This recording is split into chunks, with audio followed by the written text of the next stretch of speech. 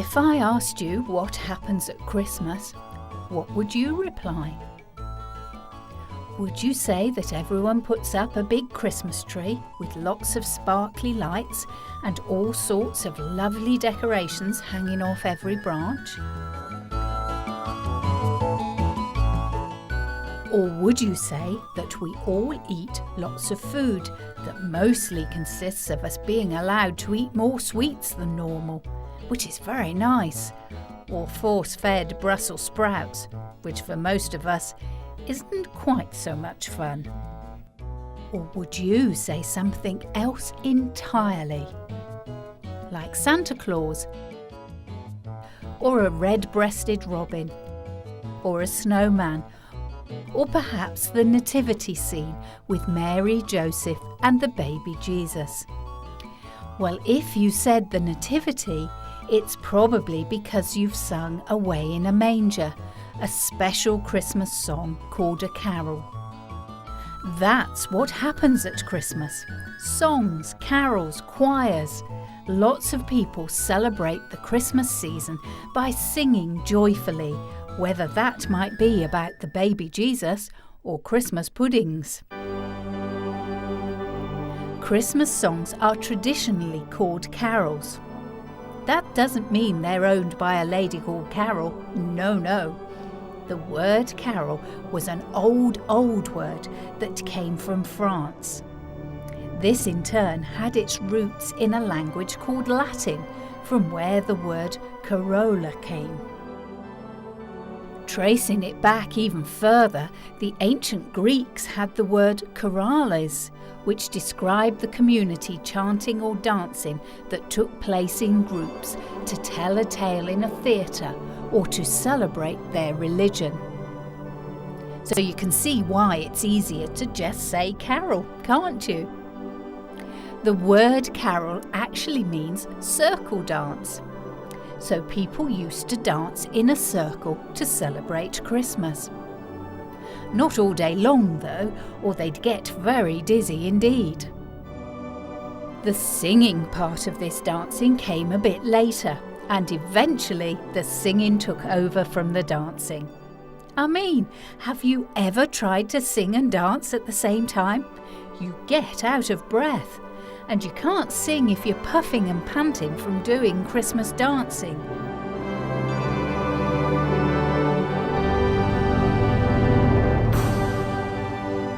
Singing and dancing had always been a form of celebration throughout history, and it wasn't ever really connected to one particular event. This all changed in 1223, when St. Francis of Assisi, best known for being the patron saint of animals, created nativity plays in Italy.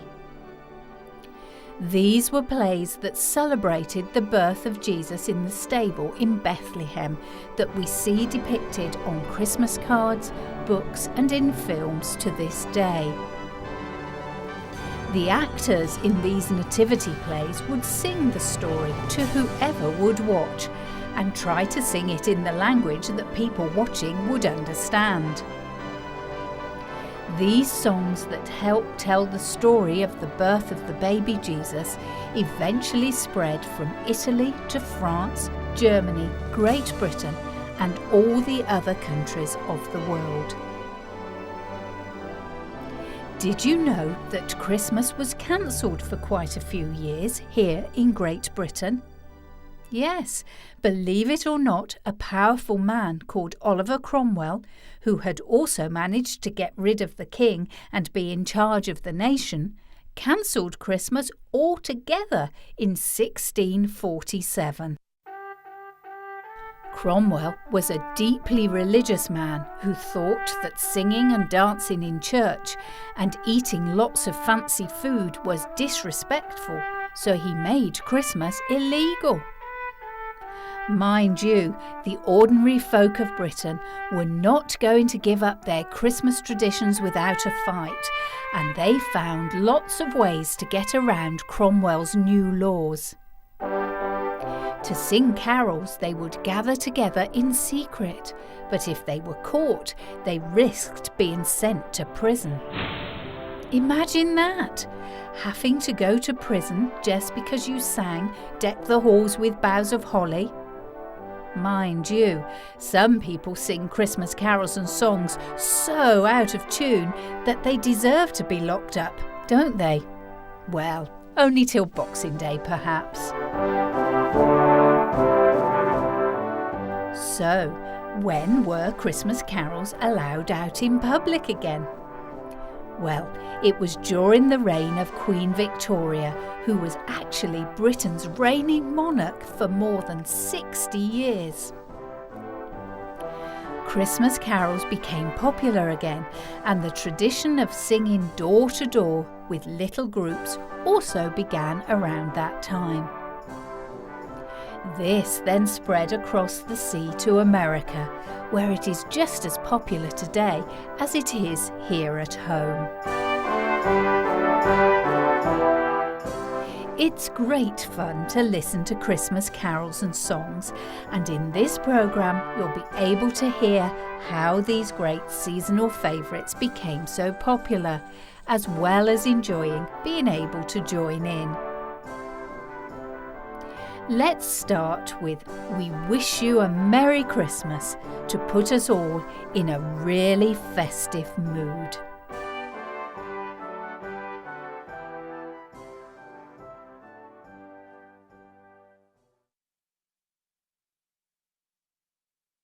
We wish you a Merry Christmas, we wish you a Merry Christmas, we wish you a Merry Christmas and a Happy New Year. Good tidings we bring to you and your kin, good tidings for Christmas and a Happy New Year. Oh, bring us a figgy pudding, oh, bring us a figgy pudding, oh, bring us a figgy pudding, and a cup of good cheer. Good tidings we bring to you and your kin, good tidings for Christmas and a Happy New Year. We won't go until we get some, we won't go until we get some, we won't go until we get some, so bring some out here. Good tidings we bring to you and your kin, good tidings for Christmas and a Happy New Year. We wish you a Merry Christmas, we wish you a Merry Christmas, we wish you a Merry Christmas and a Happy New Year. Good tidings we bring to you and your kin, good tidings for Christmas and a Happy New Year. We wish you a Merry Christmas and a Happy New Year. A lovely thought to put in a song, and one that everyone usually says to each other at some point over the Christmas period. Nobody knows who actually wrote the song "We Wish You a Merry Christmas," but you can imagine it was someone very jolly. It's a happy song, isn't it? But it's been worked out that this particular Christmas family favourite dates right back to the Middle Ages. This was a time of great change in England, with a country divided between rich and poor. It was an age of courageous and strong knights rescuing damsels in distress. A time of peasants begging for scraps of food. A time of huge castles filled with servants, food, jewels and weapons. This was a time when the stories of King Arthur and his Knights of the Round Table took place, with Merlin the magician and the mysterious Lady of the Lake. There was a tradition in the Middle Ages for minstrels and troubadours to wander round villages singing songs and making money to live on. Music was a rich part of the Middle Ages, with wealthy men employing people to play for them at weddings and important occasions. Sometimes around Christmas time, villagers would gather together in groups and walk to other villages to sing Christmas carols, and also go to the lord of the manor who owned the village they lived in. These carolers, as they were called, would ask for food in return for their singing. But they were not ordinary beggars, so they would sing the words, "We are not daily beggars that beg from door to door, but we are friendly neighbours whom you have seen before." The figgy pudding that is mentioned in the song "We Wish You a Merry Christmas" has now stopped being made, but it wasn't that different from the now traditional Christmas pudding. It used to be a heavy cake made of figs, butter, sugar, eggs, milk, rum, apple, lemon and orange peel, nuts, cinnamon, cloves and ginger. Phew! I don't think you'd want to do any more singing, or anything else for that matter, after eating that concoction. Fortunately for us, James, our singer, hasn't had any figgy pudding, so he's ready for another carol. And this time it's the beautiful "Away in a Manger." Away in a manger, no crib for a bed, the little Lord Jesus laid down his sweet head. The stars in the bright sky looked down where he lay. The little Lord Jesus asleep in the hay. The cattle are lowing, the baby awakes, but little Lord Jesus no crying he makes.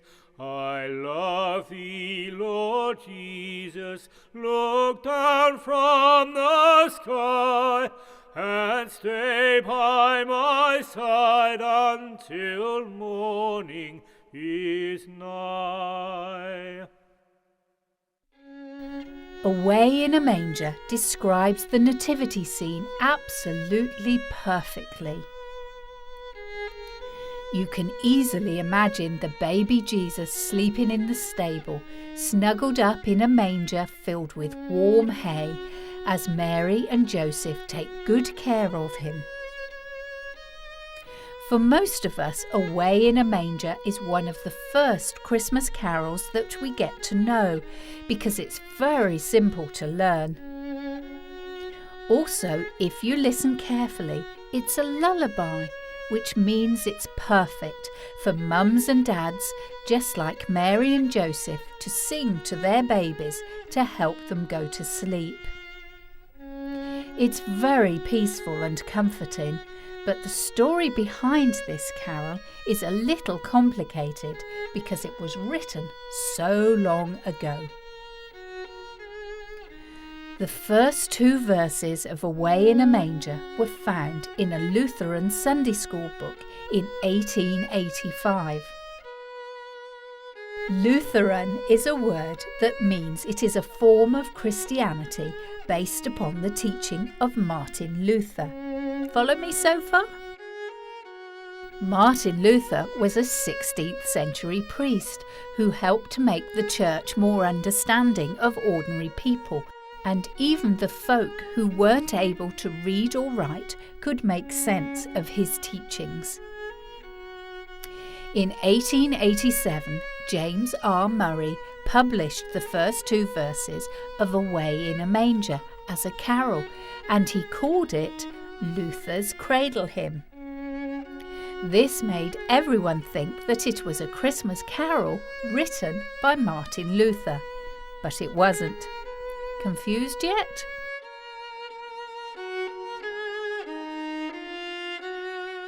So the first two verses were taken from a Sunday school book, and nobody knew who actually wrote them. James R. Murray may have composed the music, but most people think that it was actually a German folk song or a traditional Scottish tune, and that he used the melody for the anonymous words. I'm getting confused myself now. Other people say that a man called William J. Kirkpatrick in 1895 composed the music to Away in a Manger. And then there are other people again who say that the third verse was added in 1900 by an American called John T. McFarland. So it gets even more confusing. Basically, over time, it's perhaps easiest to say that a lot of different folk have had a hand in making Away in a Manger the popular carol that it is today. And having just heard it sung here so beautifully, I think this is one tradition of Christmas that each new generation will cherish, whatever the future might bring.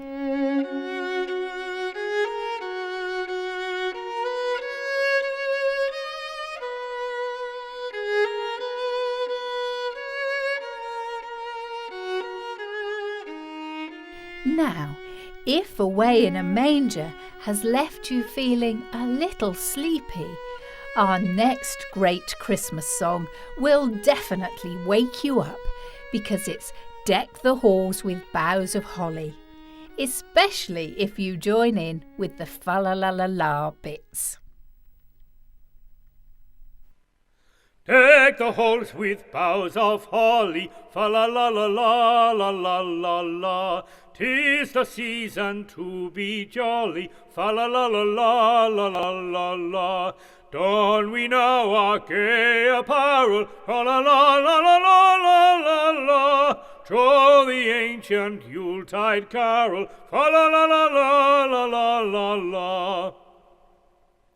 See the blazing Yule before us, fa-la-la-la-la-la-la-la-la. Strike the harp and join the chorus, fa-la-la-la-la-la-la-la-la. Follow me in merry measure, fa-la-la-la-la-la-la-la. While I tell of Yuletide treasure, fa-la-la-la-la-la-la-la.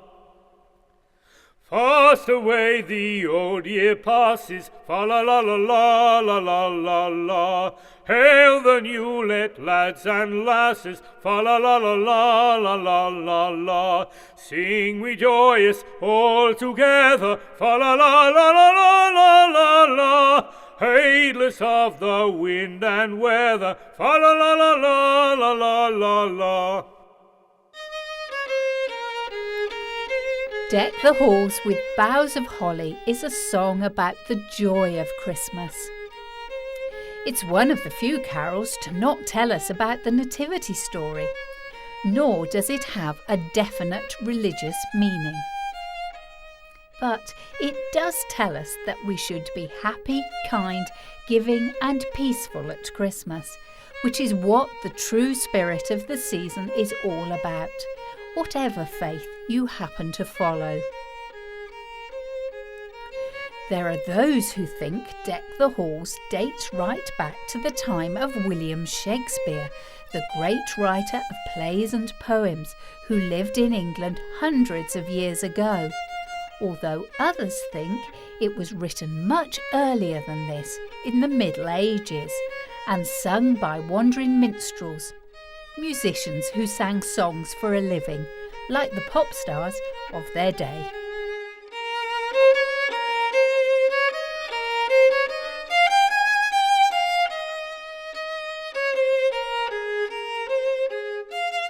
A famous composer of classical music called Wolfgang Amadeus Mozart even used the tune of the song in an arrangement he wrote for a violin and piano duet. However, it's generally believed that the tune for Deck the Halls was translated from an old Welsh folk song called Nos Galan, which means New Year's Eve. This Welsh version would have been sung by a group of people who dance in a circle around the musical instrument being played, singing a verse each. Do you remember that the word carol means a circle dance? Well, perhaps this is one of the earliest examples of this tradition. It certainly would be good to dance to, so next time you hear it, why not give it a try?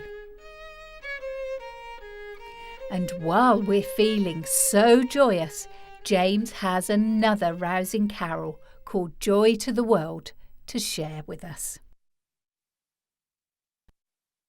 Joy to the world, the Lord is come. Let earth receive her King. Let every heart prepare him room, and heaven and nature sing, and heaven and nature sing, and heaven and nature sing. Joy to the world, the Saviour reigns. Let men their songs employ, while fields and floods, rocks, hills and plains, repeat the sounding joy, repeat the sounding joy, repeat the sounding joy. No more let sins and sorrows grow, no thorns infest the ground. He comes to make his blessings flow, far as the curse is found, far as the curse is found, far as the curse is found. He rules the world with truth and grace, and makes the nations prove the glories of his righteousness, and wonders of his love, and wonders of his love, and wonders of his love, and wonders of his love. Joy to the World is based around a specific section of the Bible which tells of the birth of Jesus Christ. This carol was written by Isaac Watts, who most people believe to be the finest English hymn writer who has ever lived. Isaac wrote many words and is believed to have written about 700 hymns and about 60 books about religion and the birth of Jesus Christ. That's rather a lot. If you stood them all on top of each other, they'd be a lot taller than you or I. Getting on for a century after Isaac Watts had written the words to Joy to the World, an American composer called Lowell Mason, who was himself a hymn writer, decided to set them to music. But because he enjoyed them so much and thought they were extremely uplifting and really celebrated the joy of Christmas and the miracle of the birth of Christ, he wanted something equally as grand for the music to sing them to. So he turned to an amazing piece of music called The Messiah by George Frederick Handel. Handel was born in Germany, but after studying in Italy, he moved to England to write his most famous compositions. The Messiah was composed to be sung at Christmas time, so this is why it fits so well with Joy to the World. Lowell Mason was inspired by Handel's Messiah and arranged the version of the carol that we all know and love today as one of the festive season's all-time favourites. While we're on the subject of the birth of Jesus, our next carol is all about the Nativity, called Once in Royal David's City, and it's one that you'll probably recognise. Once in royal David's city stood a lowly cattle shed, where a mother laid her baby in a manger for his bed. Mary was that mother mild, Jesus Christ, a little child. He came down to earth from heaven, who is God and Lord of all, and his shelter was a stable, and his cradle was a stall. With the poor and mean and lowly lived on earth a Saviour holy.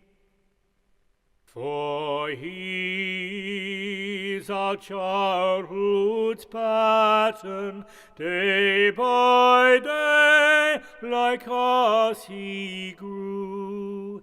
He was little, weak and helpless, tears and smiles like us he knew. And he cares when we are sad, and he shares when we are glad. And our eyes at last shall see him through his own redeeming love. For that child so dear and gentle is our Lord in heaven above, and he leads his children on to the place where he is gone. The words of this carol help us to imagine the stable in Bethlehem where Jesus was born. But it was actually written a long time ago by a lady called Mrs. C.F. Alexander, and she was the wife of the Bishop of Derry in Ireland. She would often travel with her religious husband all around the beautiful hillsides and little towns of Ireland, giving lectures on how to live a good Christian life. She especially enjoyed working with children, and she wrote many poems and hymns for them to read and sing. It is in her book called Hymns for Little Children, published in 1848, that she printed once in Royal David's city. By the way, if you're wondering who David was, he was a very important king from the Old Testament, whose royal city was Bethlehem, where Jesus was born. The music for this carol was composed by H.J. Gauntlet, who wrote more than 10,000 Christmas hymns and songs. Not all in one day, though. I think his arms would have dropped off if he'd managed to write 10,000 tunes in one day. That's a lot of music. Now, here's a carol to listen very carefully to. How many of you sing Good King Wenceslas Last Looked Out? Most of us do, but James will show us how it should be done. It's Good King Wenceslas, lass. It's his name.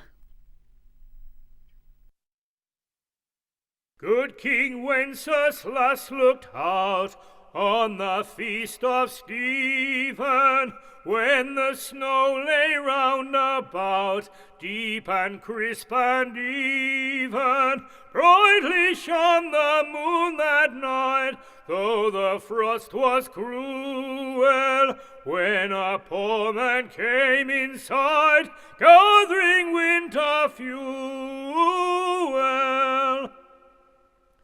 Hear the page and stand by me, if thou knowest its telling. Yonder peasant, who is he? Where and what his dwelling? So he lives a good league hence, underneath the mountain, right against the forest fence, by St. Agnes' fountain. Bring me flesh and bring me wine, bring me pine logs hither, thou and I will see him dine, when we hear him thither. Page and monarch, forth they went together, through the rude wind's wild lament, and the bitter weather. Sigh, the night is darker now, and the wind blows stronger. Fails my heart, I know not how, I can go no longer. Mark my footsteps, my good page, tread thou in them boldly. Thou shalt find the winter's rage freeze thy bloodless coldly. In his master's steps he trod, where the snow lay dinted. It was in the very sod which the saint had printed. Therefore, Christian men, be sure, wealth or rank possessing, ye who now will bless the poor, shall yourselves find blessing.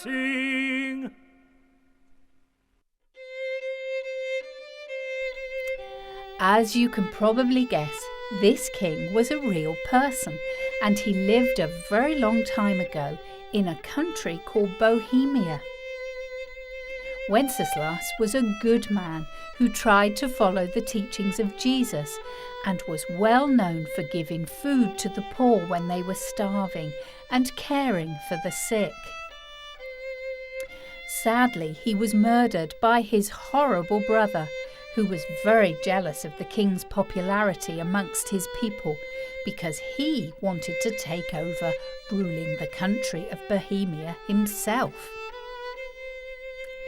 But it's King Wenceslas that we remember in this carol, and we don't even know his brother's name. If you're wondering about the Feast of Stephen, in Wenceslas's time, this used to be a special celebration in honour of Saint Stephen, and it's still celebrated today, but you'd know it better as Boxing Day, the 26th of December. Interestingly, Boxing Day gets its name from giving to the poor, because it used to be the day that all the money taken from the church collection boxes after the Christmas services was distributed to the needy.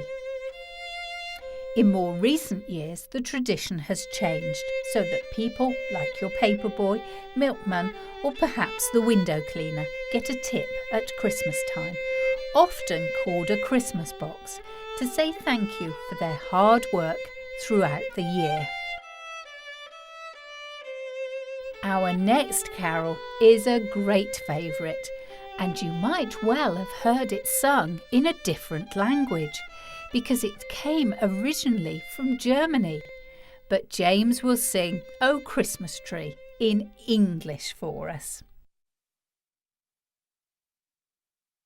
O Christmas tree,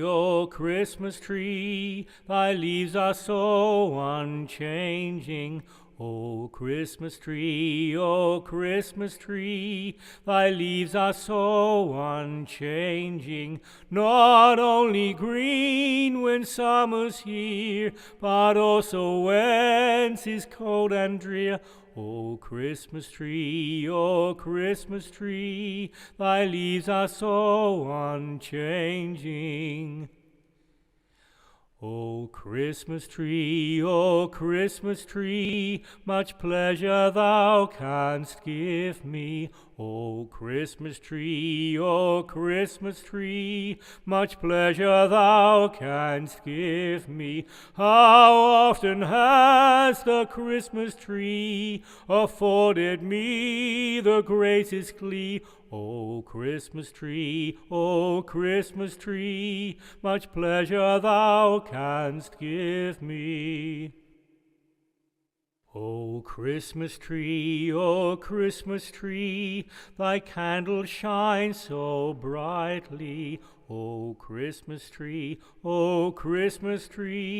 thy candle shines so brightly. From base to summit gay and bright, there's only splendor for the sight.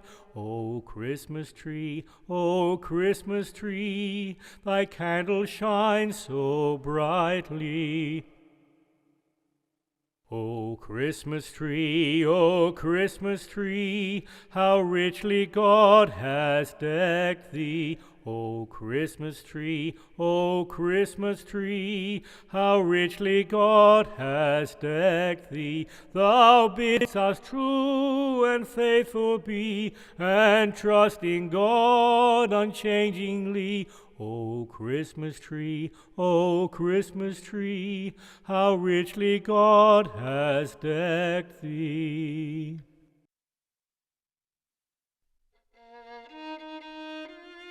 The German title for this carol is O Tannenbaum, which sounds lovely, but is quite hard to say, and it was in Germany that the tradition of decorating Christmas trees and bringing them indoors actually began. With Christmas stories, the same people often keep cropping up.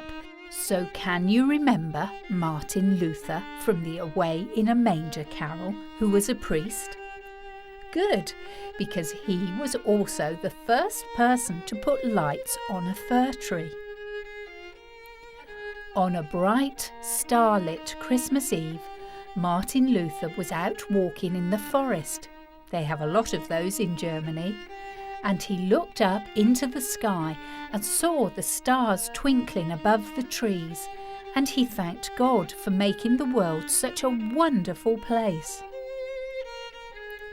Because he wanted to share the experience on Christmas Day with the people who came to his church, he brought in a fir tree and covered it with candles which he lit. It must have been very beautiful, and people obviously thought it was a jolly good idea. Moving on in time, we started to have decorated Christmas trees in Britain from when Queen Victoria came to the throne in the 1800s. She married a German prince called Albert, and they were very much in love. One Christmas, as a wonderful surprise, Prince Albert had a tree brought into the royal palace and decorated it before showing it to his wife and their children. Victoria was delighted, and pictures of the royal family with the Christmas tree appeared in the newspapers of the day. Pretty soon, everyone wanted one, and the tradition of the Christmas tree became a great favourite. All those candles might have been fine in a big palace, but for ordinary people in little houses, they were a real fire hazard. Fortunately, today we have electric fairy lights instead, which is much safer. But you've got to admit that a Christmas tree covered in candles is really rather lovely. And talking of beautiful Christmas images, I expect most of you dream of snow at this very festive time of the year. But in Great Britain at least, it doesn't happen very often. You'll all know our next song, Jingle Bells, very well indeed. And of course what we really need is snow, so it's off to Santa's Lapland home to find some.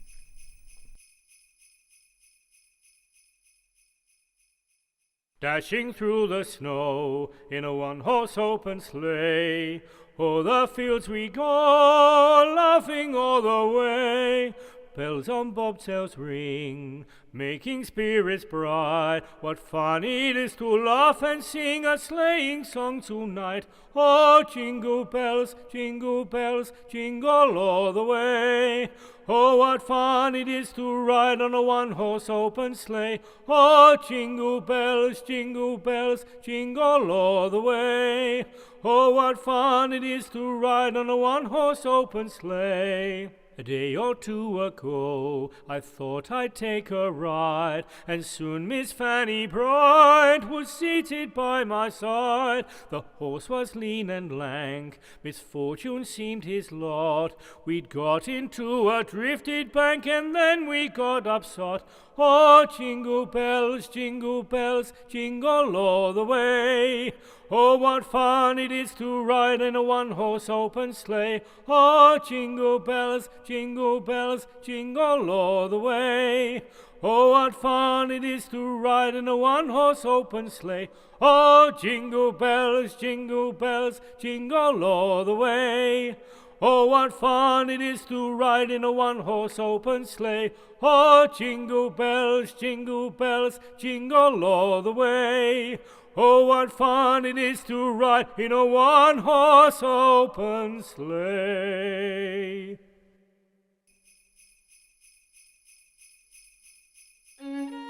Jingle Bells is a great festive favourite, but did you know it wasn't originally called Jingle Bells at all, and it was never supposed to be performed at Christmas time? It was actually called One Horse Open Sleigh and was written by an American church minister called James Pierpont in 1857. He wrote this song to celebrate Thanksgiving with the children who attended his Sunday school class. Thanksgiving is a big American festival that takes place every year on the fourth Thursday in the month of November. Thanksgiving celebrates the early settlers from England's first harvests and their meetings with the native North American Indians. Turkey is served along with pumpkin pie, and families travel many miles to be with their loved ones for Thanksgiving. But after James Pierpont had written his jolly song, he took it to play on the only piano that was available in the town where he lived. This piano belonged to a lady called Mrs. Otis Waterman. She listened to his song at that time called One Horse Open Sleigh and declared that it was a very merry little jingle and that he would have a lot of success with it. So that's how he found the new name for the song. And of course, as jingling bells were even back then closely associated with Santa Claus and his sleigh, it quickly became a very popular Christmas song rather than one for Thanksgiving. Well, after all that excitement, perhaps we need a few moments calm before Christmas comes. This carol is one of the most beautiful celebrations of the birth of Jesus and is sure to make us all feel peaceful and serene.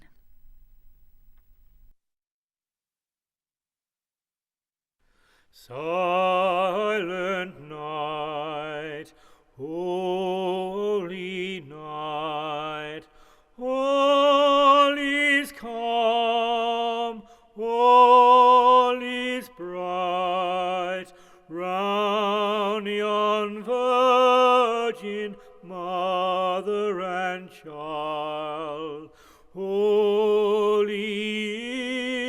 so tender and mild. Sleep in heavenly peace. Sleep in heavenly peace. Silent night, holy night, shepherds quake at the sight. Glory stream from heaven afar. Heavenly hosts sing Alleluia. Christ the Saviour is born. Christ the Saviour is born.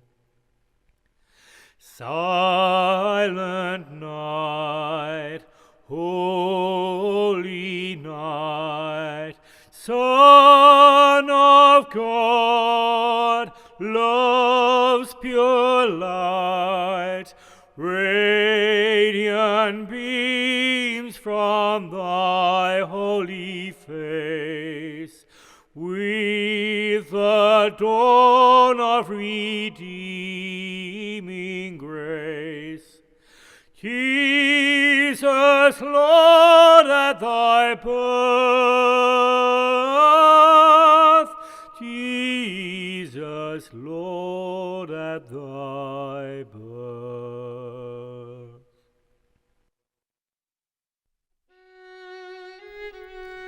Silent Night is probably the most famous Christmas carol of all time, and if you ask anyone what they will be singing on Christmas Eve or in a carol service at a church, they will reply, Silent Night. It is sung all over the world and has been translated into 150 different languages, which means that nearly everyone in the whole wide world knows it now. These poignant words started out as a simple poem from way back in 1816, nearly 200 years ago. It was written by Joseph Mohr, a priest from the little Austrian village of Obendorf. Perhaps you've heard this carol sung in its original German, as Stille Nacht. But there's more to this story than you might expect, as it came about because of a very unusual set of circumstances. Joseph Mohr looked after the Church of St. Nicholas, which is very appropriate for this story, and on Christmas Eve in 1818 he realised that the mice, sheltering from the cold in the church, had chewed through the pipes of the church organ. Now, with holes in the pipes, the organ couldn't make any noise. The snow around the village was so deep that nobody could come and fix the organ until the sun melted the snow in spring. So there would be no music for Christmas, but Joseph Mohr remembered the Silent Night poem he had written 2 years earlier and decided to see if a tune could be written for it, one that didn't need to be played on the church organ. He took the poem to his friend, Franz Xavier Gruber, who usually played the church organ. Franz loved it and quickly wrote a simple tune to accompany the words that could be played on his guitar. It was amazing. The lovely carol was ready for midnight mass, and everyone was delighted with Silent Night. It's funny to think that those little mice were responsible for the creation of perhaps the world's most favourite Christmas carol of all time. Peaceful as this lovely carol is, Christmas is also about having great fun. and I'm sure we're all looking forward to lots of parties and family gatherings.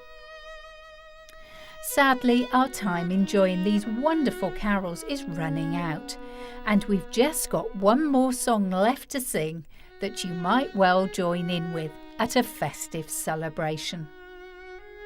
I hope James isn't out of breath, because you need plenty for the 12 days of Christmas. On the first day of Christmas, my true love sent to me a partridge in a pear tree. On the second day of Christmas, my true love sent to me 2 turtle doves and a partridge in a pear tree. On the third day of Christmas, my true love sent to me 3 French hens, 2 turtle doves, and a partridge in a pear tree.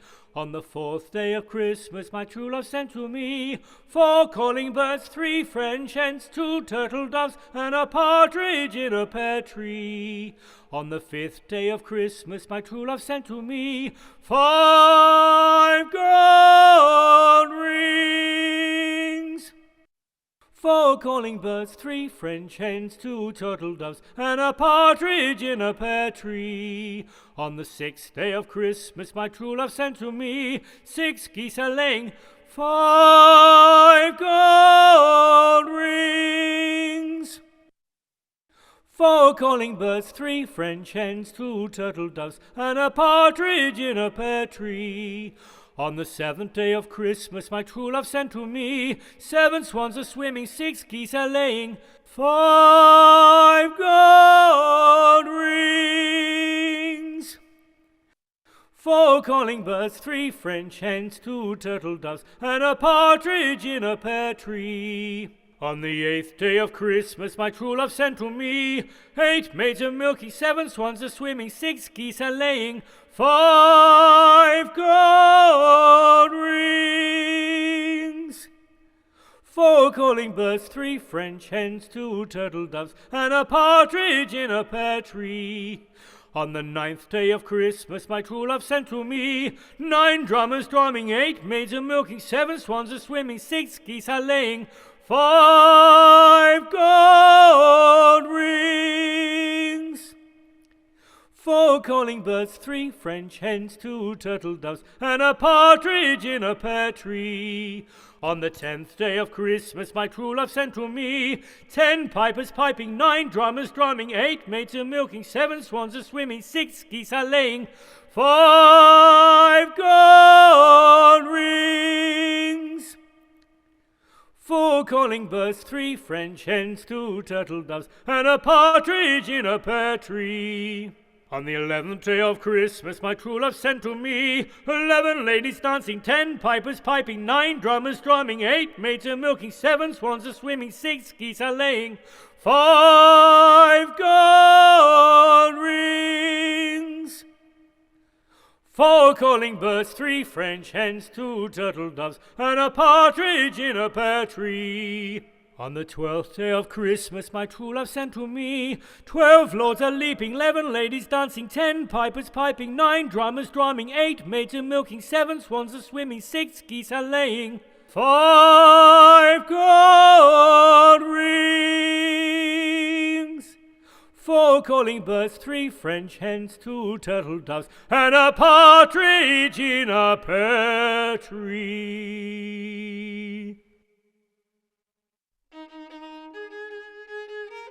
Lots of people think that the roots of this carol lie in a memory game that used to be played on 12th night, literally the last day of Christmas, a long time ago. The first singer in a group would sing a verse with one gift. Then the next singer would sing the same verse but add another gift, until it went on and on 12 times. Anyone who forgot a gift along the way would have to perform a forfeit, thought up by the rest of the singers. Surprisingly, there's no mention of the Nativity, but there are some people who think that the 12 Days of Christmas was written at a time when songs and carols about the birth of Christ were not allowed to be performed and were even against the law. Do you remember Oliver Cromwell, who cancelled Christmas?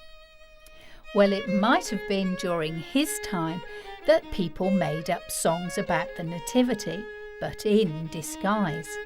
For example, the partridge in the pear tree could refer to Jesus Christ in the manger where he was born. Two turtle doves may be the Old and the New Testament of the Bible.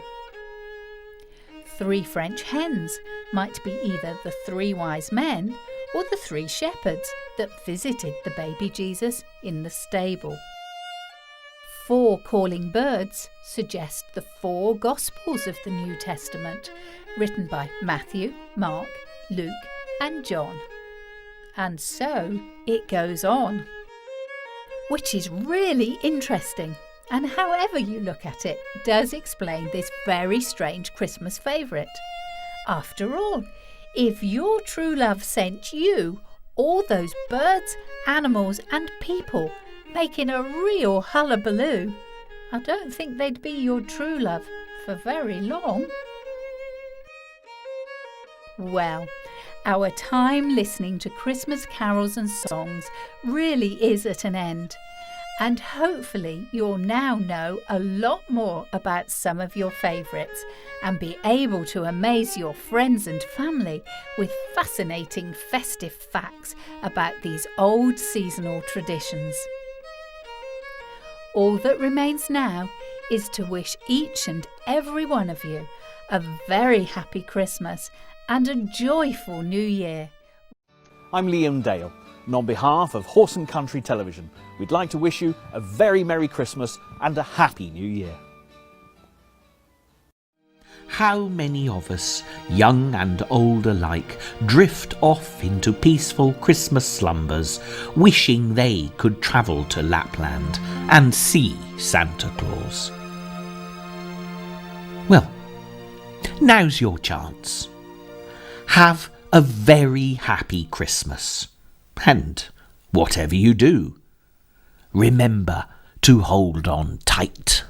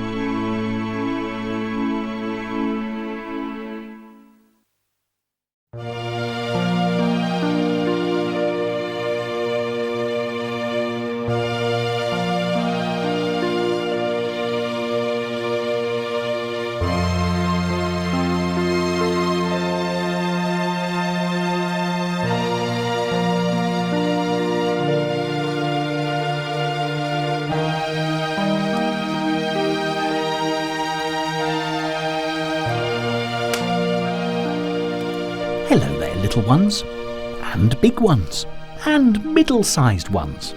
In fact, hello to everyone, of every size and every shape. Listen closely to me. I will tell you 3 simple tales of Christmas while I warm my cold feet against this roaring fire. See the flames flicker. Don't stray too close to the fire, or you're liable to get burnt. But you can look into the flames from far away. Can you see pictures of Christmas within? I can. Makes me all warm inside as well as outside. I hope it makes you think of Christmas too. And if you look closer, you'll see 3 Christmas stories that I have for you all. We begin with the first Christmas story of the Elves and the Shoemaker.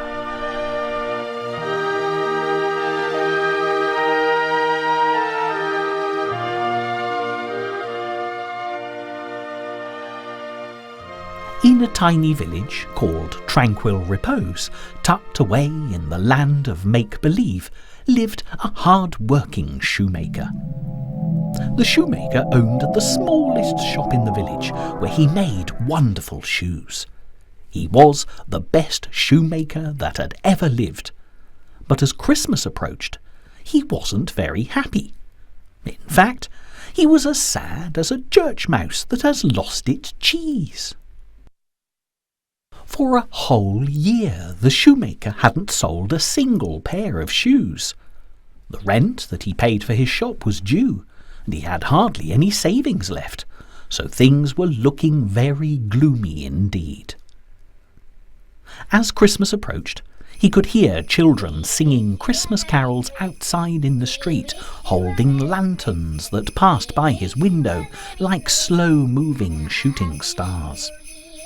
The shoemaker knew that these children would go home to a roaring fire, a table full of food, and lots of presents around a big Christmas tree.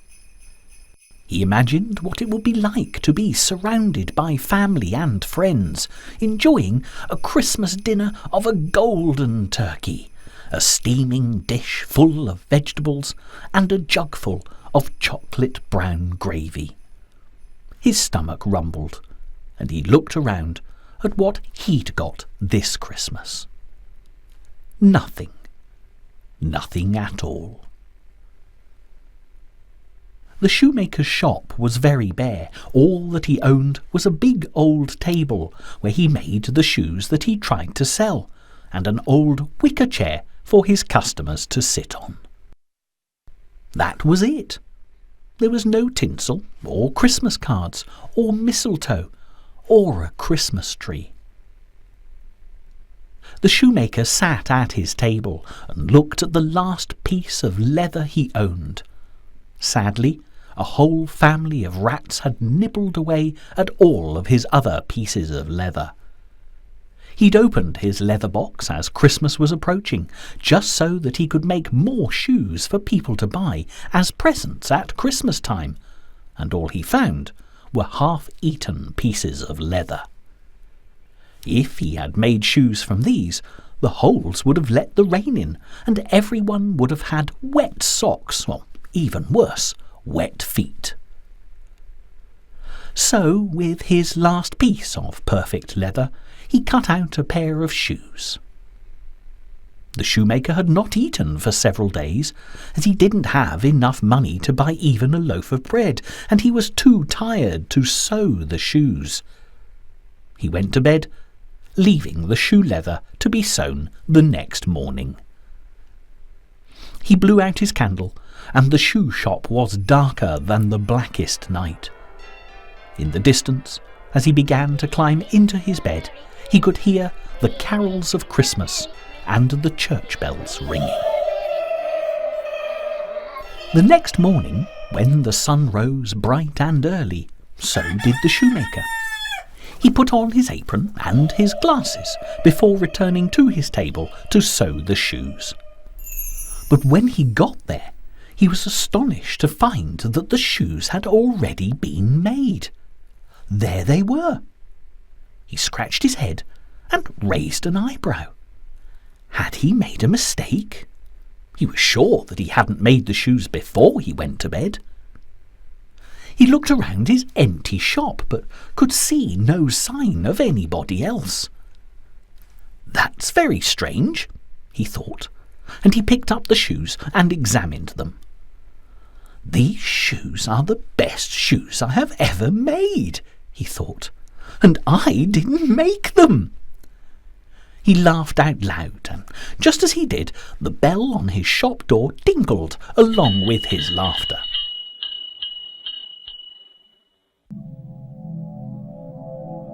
A very grand gentleman in a very smart suit with a matching hat entered the shoemaker's shop.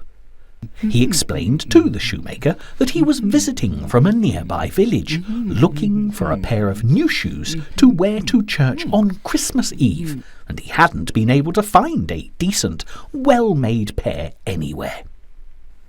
The shoemaker showed him the new pair of shoes that had magically been made last night.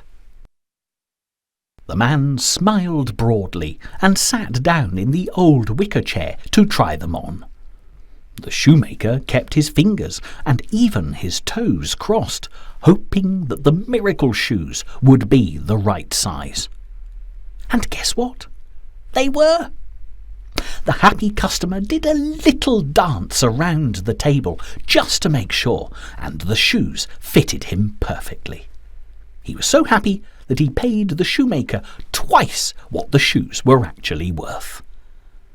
The grand gentleman wished the shoemaker a Merry Christmas, raised his hat to him, and left the shoe shop. Quick as a flash, the shoemaker decided to buy 2 more pieces of leather with the money he'd been given. He cut out 2 more pairs of shoes. Feeling so hungry, the shoemaker also bought himself a loaf of bread and some cheese. He sat in his old wicker chair and munched on a slice of crusty bread and a chunk of the smelliest cheese. It was late when he'd finished eating, and the shoemaker fell asleep, content with a stomach that was full to bursting point, while snoring loudly in his faithful old chair.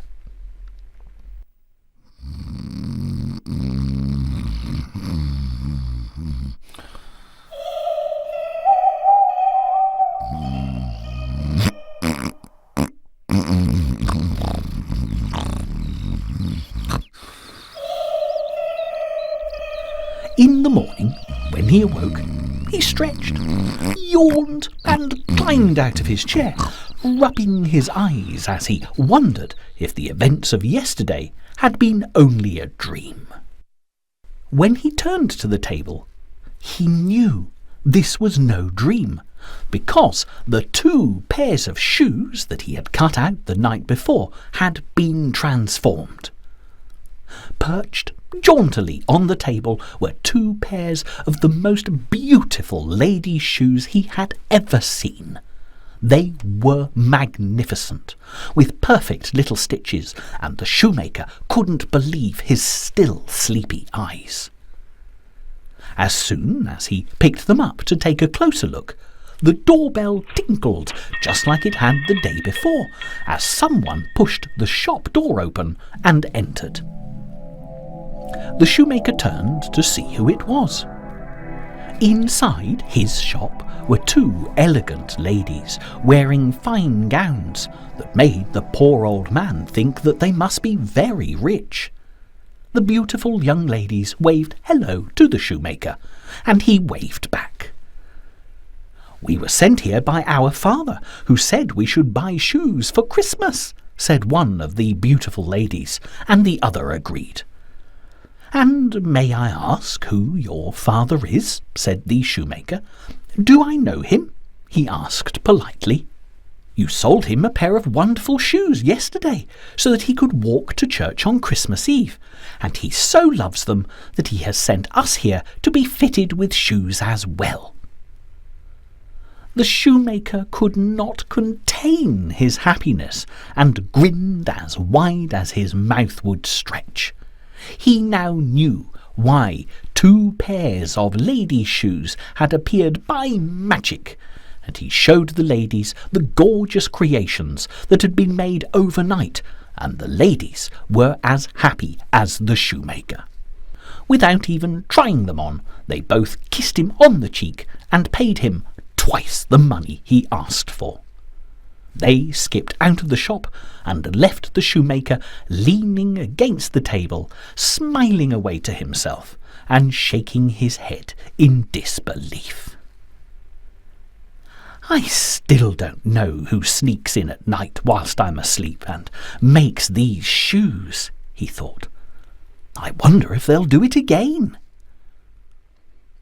That night he had bought enough leather for 8 pairs of shoes and laid them all out on the workbench before he went to sleep. When he awoke the next morning, there were 8 pairs of shoes made, all perfectly stitched and sewn together. The news of the shoemaker's lovely shoes soon spread far and wide. Many happy customers visited his shop over the next few days, who all wanted his shoes for Christmas gifts, sometimes for themselves, sometimes for their friends, and sometimes for their relations. Every night he cut out more shoes from leather, and every morning they would be sewn and stitched so well that sometimes he couldn't even see where. On Christmas Eve, he sat in his old wicker chair, with his larder full and the rent paid for the next year, and wished he could see how these shoes were made. So he decided that he wouldn't go to sleep. He would keep himself awake all night by sitting bolt upright in his wicker chair, which he tucked back into the shadows. And the bell on the church clock chimed 12 times. It was midnight on Christmas Eve. As the last chime sounded, the smaller bell on the shop door tinkled, and in ran 2 jolly little elves. They were a lot shorter than the shoemaker and a little rounder. The pair were dressed in woolly hats that were pulled down hard on their heads to keep the cold off their pointy ears, and their clothes were all torn, ragged and old. They were so busy talking to each other they didn't notice the shoemaker sat in his chair and skipped around the table to find the leather. The jolly little elves picked up the first 2 pieces of leather, pulled out needles and some thread from their pockets, and began to stitch the leather together to make the shoes. In no time at all of the leather had been turned into lovely shoes, and all the shoes sat neatly in rows on the shoemaker's table, and the elves skipped away as fast as they had arrived. The shoemaker smiled, and was happy to see the magic that the elves had done. He relaxed in his chair and let out a really loud sneeze as he tried to think of a way to repay the jolly, hard-working little elves. They had, after all, saved him from starving and from losing his shop. The shoemaker had noticed that the elves had been dressed very poorly. Those little chaps must be freezing in this cold Christmas weather, the shoemaker thought. I will make them some fine clothes and warm stockings and shoes to show my gratitude. And this he did, working all through Christmas Day to say thank you. When he'd finished the last stitch, he laid out the suits of clothes on the table as the moon turned day into night, and sat back quietly in his chair in the shadows, hoping that the elves would come back one last time. Sure enough, as soon as the bell on the church clock struck 12, in came the busy elves, ready to do some more work for the shoemaker. When they reached the table, They were really surprised to find no shoes waiting to be sewn. In their place were 2 handsome suits of clothes, with stockings, shoes, and 2 fine new hats. The elves could not have been happier, and quickly slipped out of their rags and into their new suits. Delighted by their outfits, the little elves skipped happily off into the forest, singing loudly.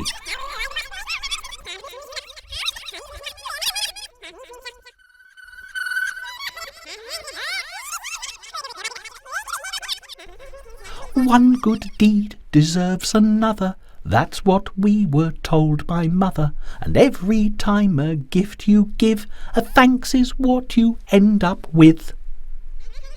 And the little elves slipped away, never to return. The shoemaker continued to make shoes, and he carried on being successful and happy. But every year, on Christmas Day, he would give a little thanks to the little elves that had saved his shop and his livelihood. And somewhere, amongst the trees of the forest that surrounded the hill next door to the shoemaker's village, danced 2 little jolly elves in fine and dandy suits of clothes, who, in their turn, gave thanks to the shoemaker for the best Christmas present they had ever received.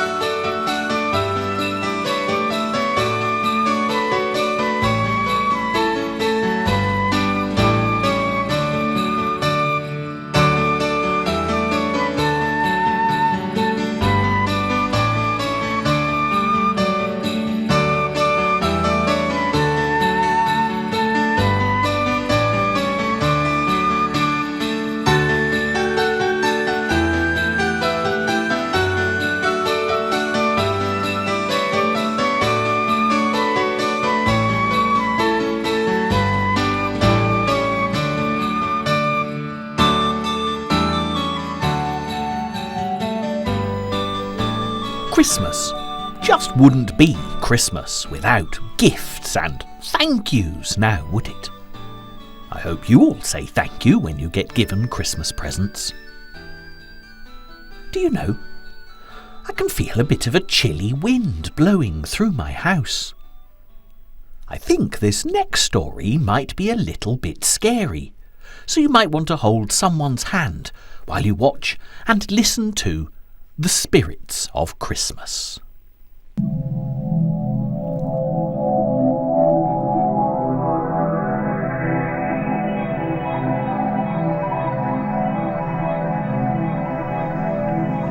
Have you ever heard of a man named Scrooge? No? Well, I have. This is him now. Look at him sat behind his desk, counting his money and rubbing his hands together. Scrooge was a very wealthy man who'd spent all his life trying to make as much money as he could. He didn't care about anyone or anything else, and I'm sad to say he wasn't a very nice man to know. In fact, most people thought he was really horrid, but Scrooge didn't care. So long as he had his money to count from morning until night, the rest of the world could think whatever it liked. There was only one person who would put up with him, and that was his faithful clerk, Bob Cratchit. Bob was as kind and as generous as Scrooge was horrid, and he worked really hard for his miserly master. Scrooge sat next to the fire in a comfy chair, counting his gold coins, while Bob sat on a hard, high stool at the end of the table in the cold shadows, opening Scrooge's letters and trying to get him to reply to them. Many were requests from Scrooge's own relations who'd fallen on hard times for help with just a few gold coins. But every time he refused. Sometimes orphanages would ask for help looking after poor starving children, but Scrooge always said no, and not very politely either. Then, as Christmas came, poor Bob got very worried, because he knew he'd have to ask Scrooge for his wages to buy Christmas presents and food for his family. Bob sat on his hard stool, dreaming of a sizzling golden turkey and a flaming Christmas pudding, and being able to put brightly wrapped gifts under a beautifully decorated fir tree for his beloved son, Tiny Tim. Eventually, Bob plucked up the courage to ask Scrooge for the money that was owed to him. Scrooge didn't even look up from counting. Bob asked again. "Could I please have my wages, Mr. Scrooge?" Still Scrooge didn't look up. Bob asked one more time, very politely. "Can I have my money now, please, Mr. Scrooge, before all the shops shut on this cold Christmas Eve? I need to buy food for my family, or they'll go hungry on Christmas Day." Scrooge looked up from counting his money. He waved some of it in front of Bob. "Is this what you want?" he said. "Yes, please, Mr. Scrooge," Bob replied. "I have worked 8 hours a day, 7 days a week for you, and I need to have Christmas Day off to spend with my family. I hope that'll be all right." "No, it isn't," snapped Scrooge, snatching away the money he had pretended to give Bob. "Why should you be at home with your family on Christmas Day? You should get your priorities straight. You must be here with me." Bob pleaded with Scrooge, and even invited him to spend Christmas Day at his house. But the mean old miser would have none of it. "You'll work on Christmas Day, or you'll be fired," said Scrooge, as he gave Bob 2 tiny brass farthings instead of the gold coins he was owed. Reluctantly, Bob took the farthings and set off to find what few bits of food he could for Christmas Day. While Scrooge continued counting his money, can you imagine poor Bob trudging through the snow and having to tell his family that there would be no presents this Christmas? Horrible, isn't it? Without any money, Bob couldn't buy a present for his young son Tim. Bob had wanted to buy Tim a brand new coat to keep him warm in the winter, but now he couldn't afford to. As the sun set on Christmas Eve, Scrooge was still locked away with his treasure chest, counting his money, and like every other night of the year, he fell asleep to the comforting sound of jingling coins.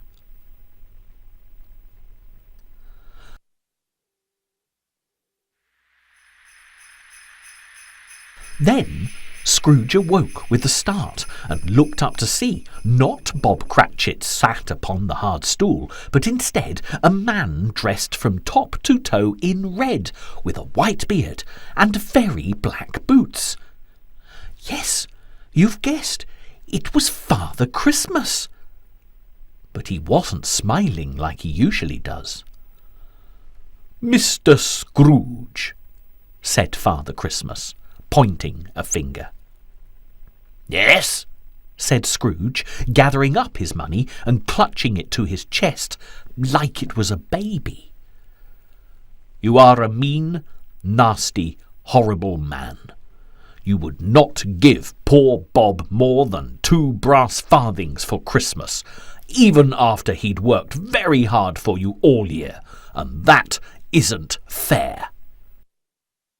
To make you see the error of your ways, I've come to tell you that when the clock strikes 12 at midnight tonight, you will be visited by 3 spirits: the spirit of Christmas past, the spirit of Christmas present, and the spirit of Christmas future. And with that, Father Christmas left as quickly as he'd arrived. Scrooge was extremely surprised and was so worried that he started shaking like a leaf on a tree and wondered what on earth was going on. He thought it must have been a bad dream, but it seemed very real. Scrooge looked around nervously and began to count his money again. There was nothing Scrooge loved more than money, and it didn't take long for him to fall back to sleep.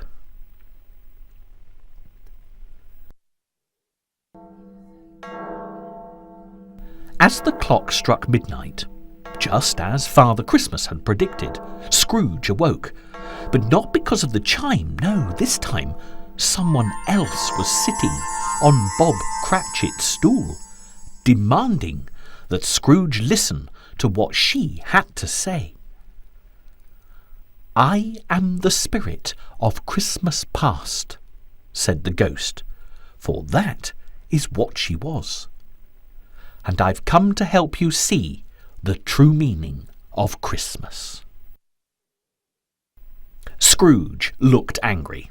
"I know all about Christmas," he moaned. "Everywhere shuts at Christmas, and I have to spend a day without Bob Cratchit. I don't like Christmas," he said. "I wonder why," said the spirit of Christmas past. And with that, she grabbed Scrooge by the hand and spun him round and round and round until everything became blurred.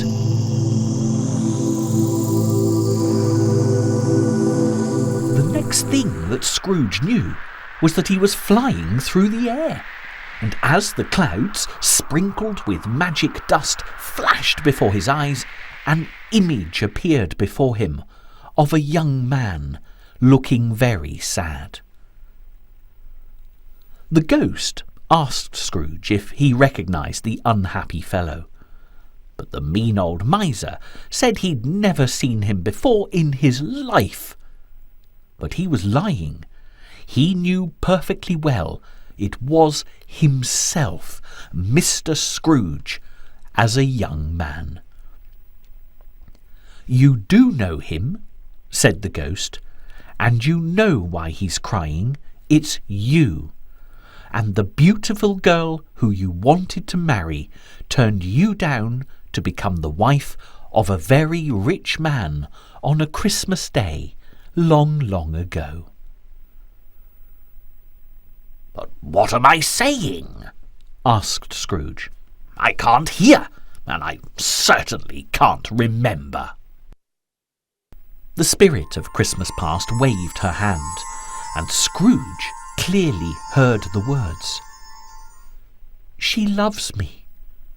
She loves money more. She loves me. She loves money more." "Come along, Scrooge," said the spirit of Christmas past. "Let's leave your younger self to get over his pain. But you can see why you grew into someone who wanted money when he got older, can't you?" Scrooge frowned. "Oh, that's a load of poppycock. In fact, it's complete humbug," he huffed. Humbug was one of Scrooge's favourite words, and he used it an awful lot at Christmas time. "That's not why I don't like Christmas, just because a silly girl didn't want to marry me and ran off with someone else on Christmas Day." "Yes, it is," said the ghost. "No, it isn't," shouted Scrooge. "Yes, it is," said the ghost, grabbing Scrooge by the hand, and the pair were soon flying through the clouds once more. "No, it isn't," said Scrooge, getting dizzier and dizzier and dizzier.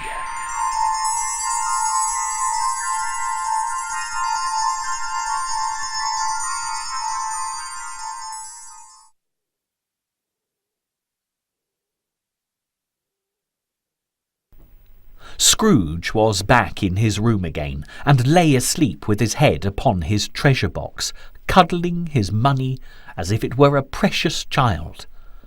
But all of a sudden his slumbers were disturbed, as something, it felt like a sharp stick, was poking at him. Very annoyed, he looked up to see another spirit sat on Bob Cratchit's stool. This time it was a fairy, like the ones you see on the top of Christmas trees, and it wasn't a stick she was poking him with, but her magic wand. "Oh, no," said Scrooge. "Who are you?" "I am the spirit of Christmas Present," said the new ghost, "and I too have come here to show you the meaning of Christmas." "Ah, humbug!" said Scrooge crossly. "Humbug, humbug, humbug, humbug, humbug!" "There's no need for language like that," exclaimed the ghost. "It's not swearing," replied Scrooge defiantly. "No, but it's not very nice, and neither are you. Fancy not giving your hard-working clerk Bob Cratchit his wages, and refusing to let him spend Christmas Day with his family. Just look what you've done." And as the spirit of Christmas Present uttered these words, she took Scrooge's hand, and in a sprinkle of fairy dust the pair were flying through the air, much to Scrooge's further annoyance. "Now, where are you taking me?" the mean old miser wanted to know. "I want to go back to my money." "Not until you've seen this." The ghost guided Scrooge to a dark window, where the two of them peered in at a very sad scene. There, in an almost empty room on Christmas Eve, sat Bob Cratchit's wife and his young son, Tiny Tim. The poor boy was shivering uncontrollably, and although his mother gently rubbed his shoulders to try and warm him, it was of no use. Then Bob Cratchit arrived, with no food or gifts for Christmas, not even a warm coat for the boy. All he had was a thin shawl, in which he sadly wrapped Tiny Tim. "That's Bob, my clerk. I didn't realise he was such a poor man," said Scrooge, whispering. "You don't have to whisper. They can't hear you," said the ghost. "But you must know Bob is poor, because you never pay him. All he wants is to put food on the table and keep his family safe and warm." "Oh, but he invited me round for Christmas dinner. How could he afford to feed an extra mouth when he has nothing?" asked Scrooge. "Because Bob is a kind and generous man," said the ghost. "He would give his last crumb of bread to help another, rather than be mean and nasty. He would rather give than receive." "His son doesn't look very well at all. He's shivering with the cold," said Scrooge, worrying for Tim. "Yes, I'm afraid he may be too ill to survive this Christmas, and because you don't pay him any money, Bob won't be able to get Tim to see a doctor or buy medicine to help him." "Oh, no," said Scrooge. "But why should that worry you?" said the ghost. "I'll take you back to what you love best."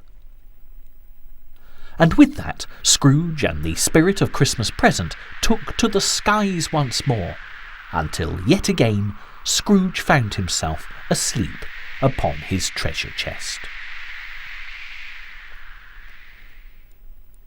When Scrooge awoke the next time, it was not because a kindly spirit was in the room. No, this time a chill ran up his spine, and the mean old miser realized that the spirit of Christmas future had arrived.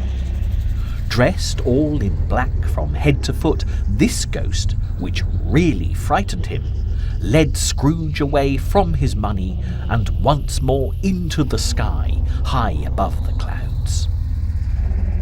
They flew together over a dark graveyard, and the grey shadows of the tall headstones made Scrooge feel very uncomfortable, while all the while the spirit of Christmas future said nothing.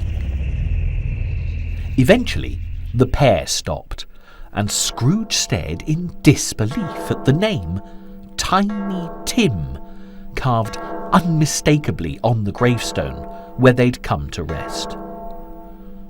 "Oh no, not Bob's son. Oh dear. The winter cold must have taken him, and it's my fault. If I'd paid Bob his money like I should have, he would have bought a coat for Tiny Tim, and I wouldn't be looking at his grave." Suddenly, Scrooge realized something very important. This was the future. It hadn't happened yet. It could be changed. Excited, Scrooge begged the ghost to take him back to the present so that he could show the world that he had learnt the error of his ways. This time, when Scrooge awoke from his treasure box, there were no ghosts in the room, and he could hear the church bells ringing out the glad tidings of Christmas morning.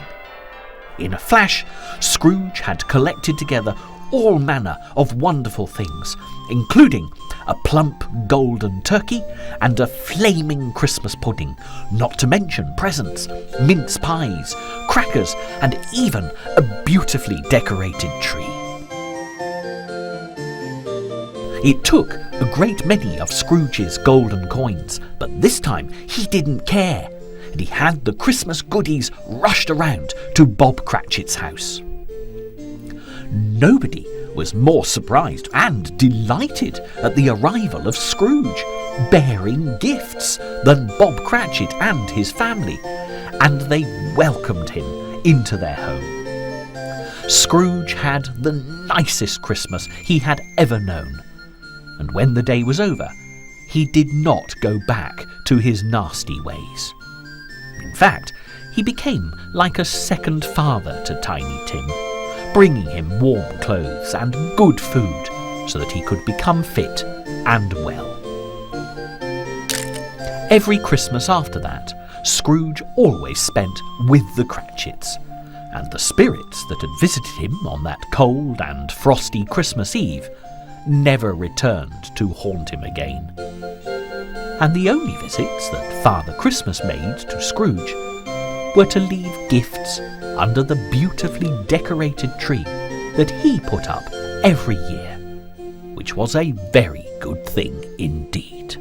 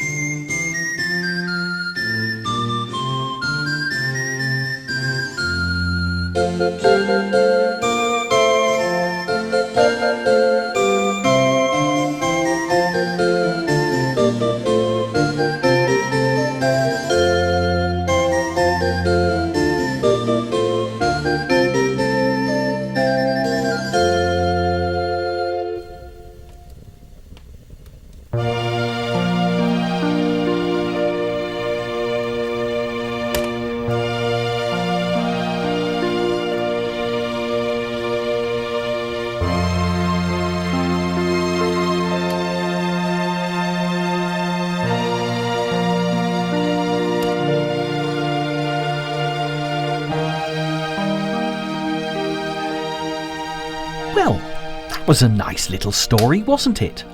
Mr. Scrooge learnt that Christmas is all about helping others and caring about your friends and family. It can be hard sometimes when you've got lots of lovely Christmas presents to think about anything else. Remember to try and make it the happiest time of the year for everyone you know. Now I'm beginning to feel very sleepy. Perhaps it's time for bed. But hold on a minute. I promised you 3 stories, didn't I? We've only had 2. So, if you're still sitting comfortably, then I'll begin.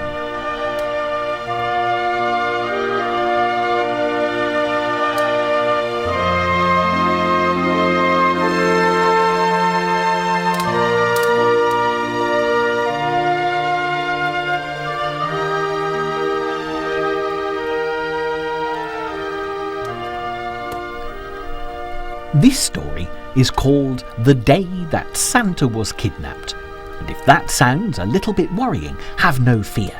Like all really good stories, it has a very happy ending.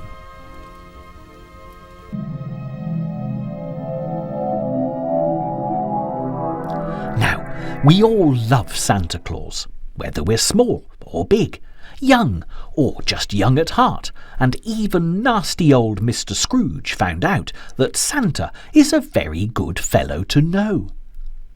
Some of you might have been lucky enough to go and visit Santa Claus in Lapland, where it's very cold and snowy.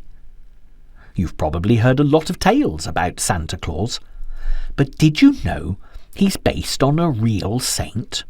Yes, that's right, Saint Nicholas, who was an incredibly kind man who lived a very, very long time ago in Turkey. It's a bit warmer in Turkey than it is here in Lapland, but for one poor family who lived near to St. Nicholas, it got very cold when they became terribly poor and couldn't afford to mend the broken windows in their house. St. Nicholas gave gifts of 3 bags of gold coins to the 3 daughters who lived there, and because he didn't want anyone to know of his generosity, he threw the bags of gold down the chimney, and they landed in the girls' stockings that had been washed and were hanging by the fire to dry. St. Nicholas certainly started something, and whether you call him Santa Claus, Father Christmas or Saint Nick, one thing's for sure, we all look forward to him coming to visit on Christmas Eve, bringing gifts and good cheer to one and all.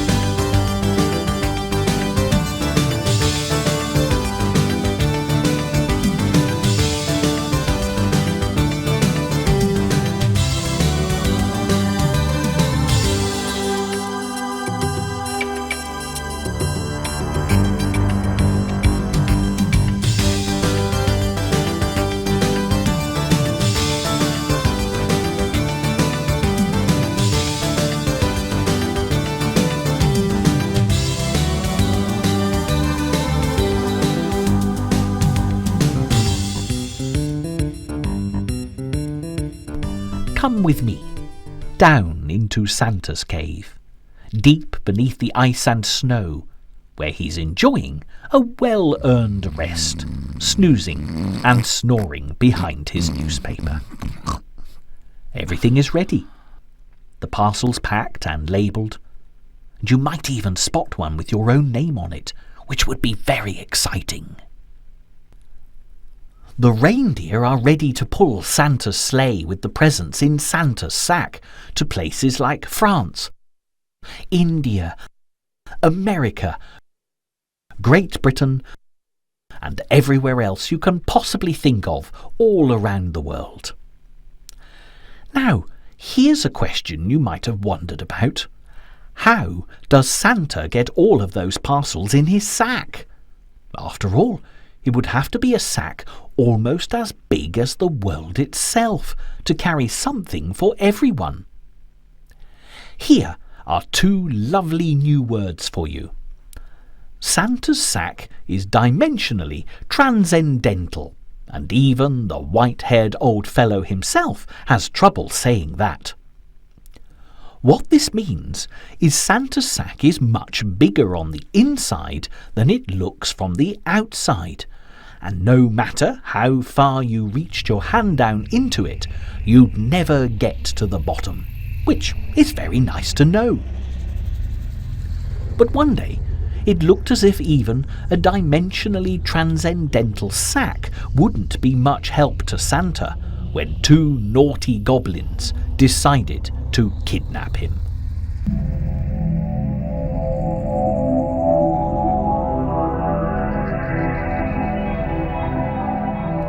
Santa Claus is usually busy getting ready for Christmas all year round, even when you're on your holidays. The reindeers can't take him anywhere when there's no snow, which is why he's got a great big red truck, so he can collect all the presents and store them up for Christmas time. Today, Santa's off to the forest to fill his sack with parcels. But there are two naughty little goblins who have got other ideas.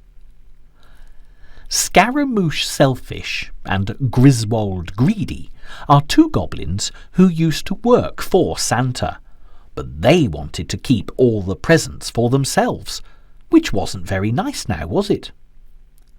They especially liked tricycles, and they stole them whenever they could.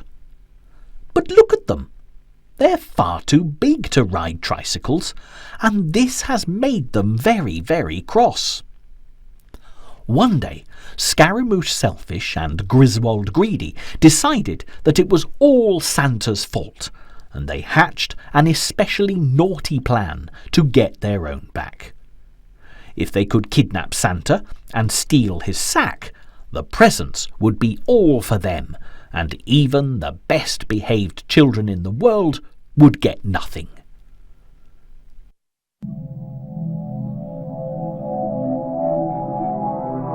The naughty goblins were so busy making mischief that they didn't spot a robin in the distance, listening to every word they were saying. I expect you've seen lots of robins like this one in your own garden, and because of their lovely red breasts, they're very popular at Christmas time. Some people say that this is because there was a robin in the stable where baby Jesus was born, but back at that first Christmas without its lovely bright red feathers. As it got colder, Joseph left Mary and Jesus to find wood for the fire, but it took him a long time. Worried that the fire would go out and the baby get chilled, the clever little robin flapped his wings right over the embers of the fire until Joseph returned. The heat of the flames turned the robin's breast red, and as the legend goes, so it has remained to this very day.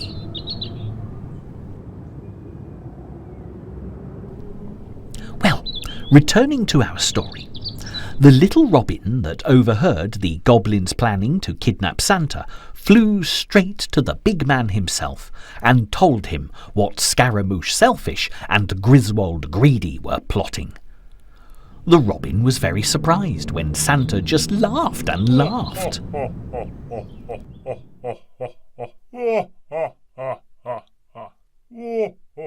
The next day, when Santa was out in his big red truck, he stopped in a clearing in the woods to load up his sack with some very special presents.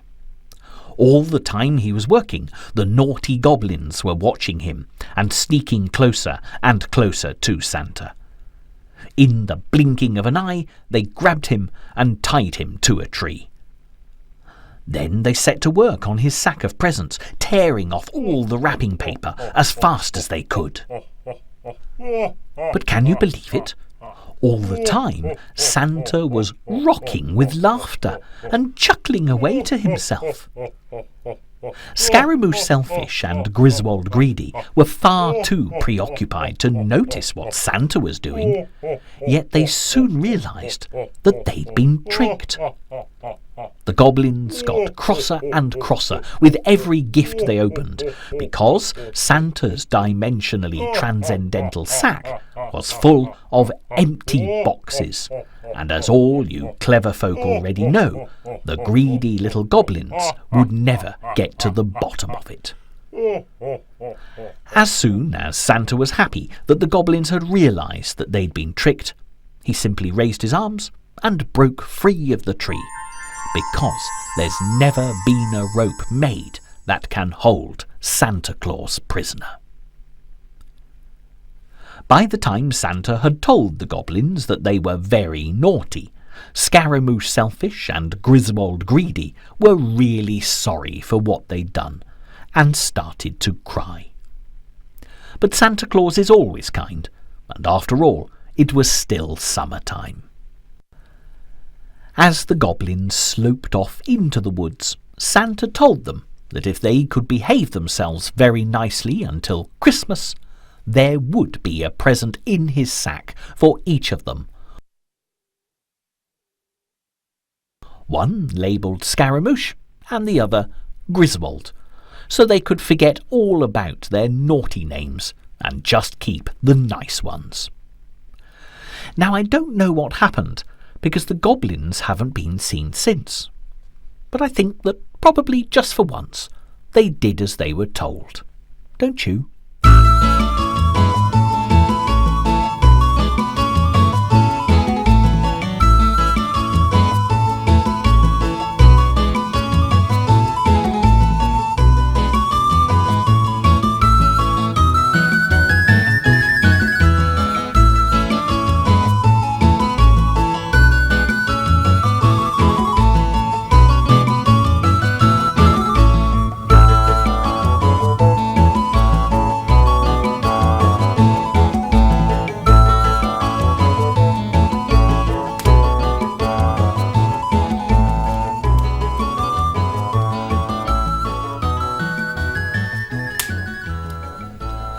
It's very annoying if you're small when grown-ups say in that we know best way, all good things must come to an end.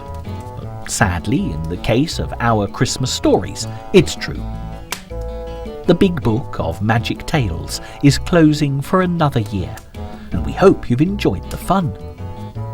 At my house tonight, it's Christmas Eve, and now all the stories have been told. There are still a few last-minute things to do. We always put out a glass of sherry and a mince pie for Santa Claus, and a carrot for his reindeer. And perhaps you like to leave him different things. But after that last story, I can't help wondering if he takes another dimensionally transcendental sack with him on his journey around the world, to put all the mince pies he can't manage to eat in, so he can take them home for later. One thing's for sure, though. We haven't got any time left for guessing, because you all know what will happen if we're not tucked up in bed and fast asleep by the time Santa Claus comes. So, as the fire dims, it's time to bid each and every one of you good night, sweet dreams, and a very happy Christmas.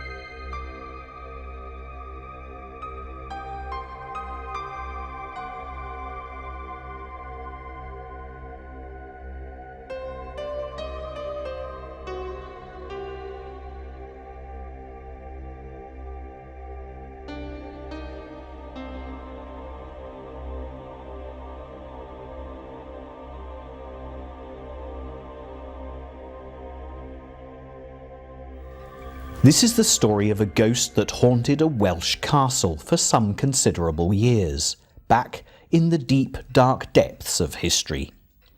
It's one of those ghostly tales where a spirit from the past needed the help of the living to pass on to the hereafter. There are many different versions of the story, and in the local area it's widely believed to be absolutely true. So I'll tell you about it, and you can decide for yourselves. The castle was dark and gloomy, and if ever there was a house that looked as if it should be haunted, this was it. Built of red sandstone, it was a great frowning fortress with turrets, dungeons, and a myriad of dark corners that any self-respecting phantom would be pleased to inhabit. Our story was recorded by a Methodist preacher who had heard it first-hand from a most unlikely member of his flock. She was an elderly spinster, dreadfully poor, but extremely God-fearing and religious, definitely not the type of person to see spooks lurking in closets or prone to wild imaginings. There'd been trouble at the castle for as long as anyone could remember. Each lord to inherit the property had for generations suffered terrible financial hardship, and of the few servants that were employed there, the amount that had fled after just a matter of days, vowing never to cross the threshold again, was alarmingly high. This particular Christmas, the then young lord had packed up his family and headed for London to enjoy the festive season. Leaving a skeleton staff of the steward, his wife, and a handful of servants to mind the castle.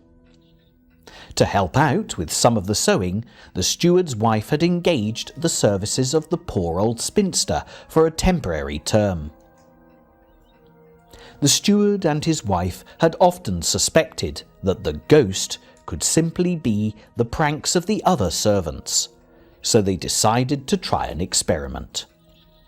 Knowing the devout nature of the old lady's beliefs, they were sure that if she saw the ghost, then they could accept the story as the truth.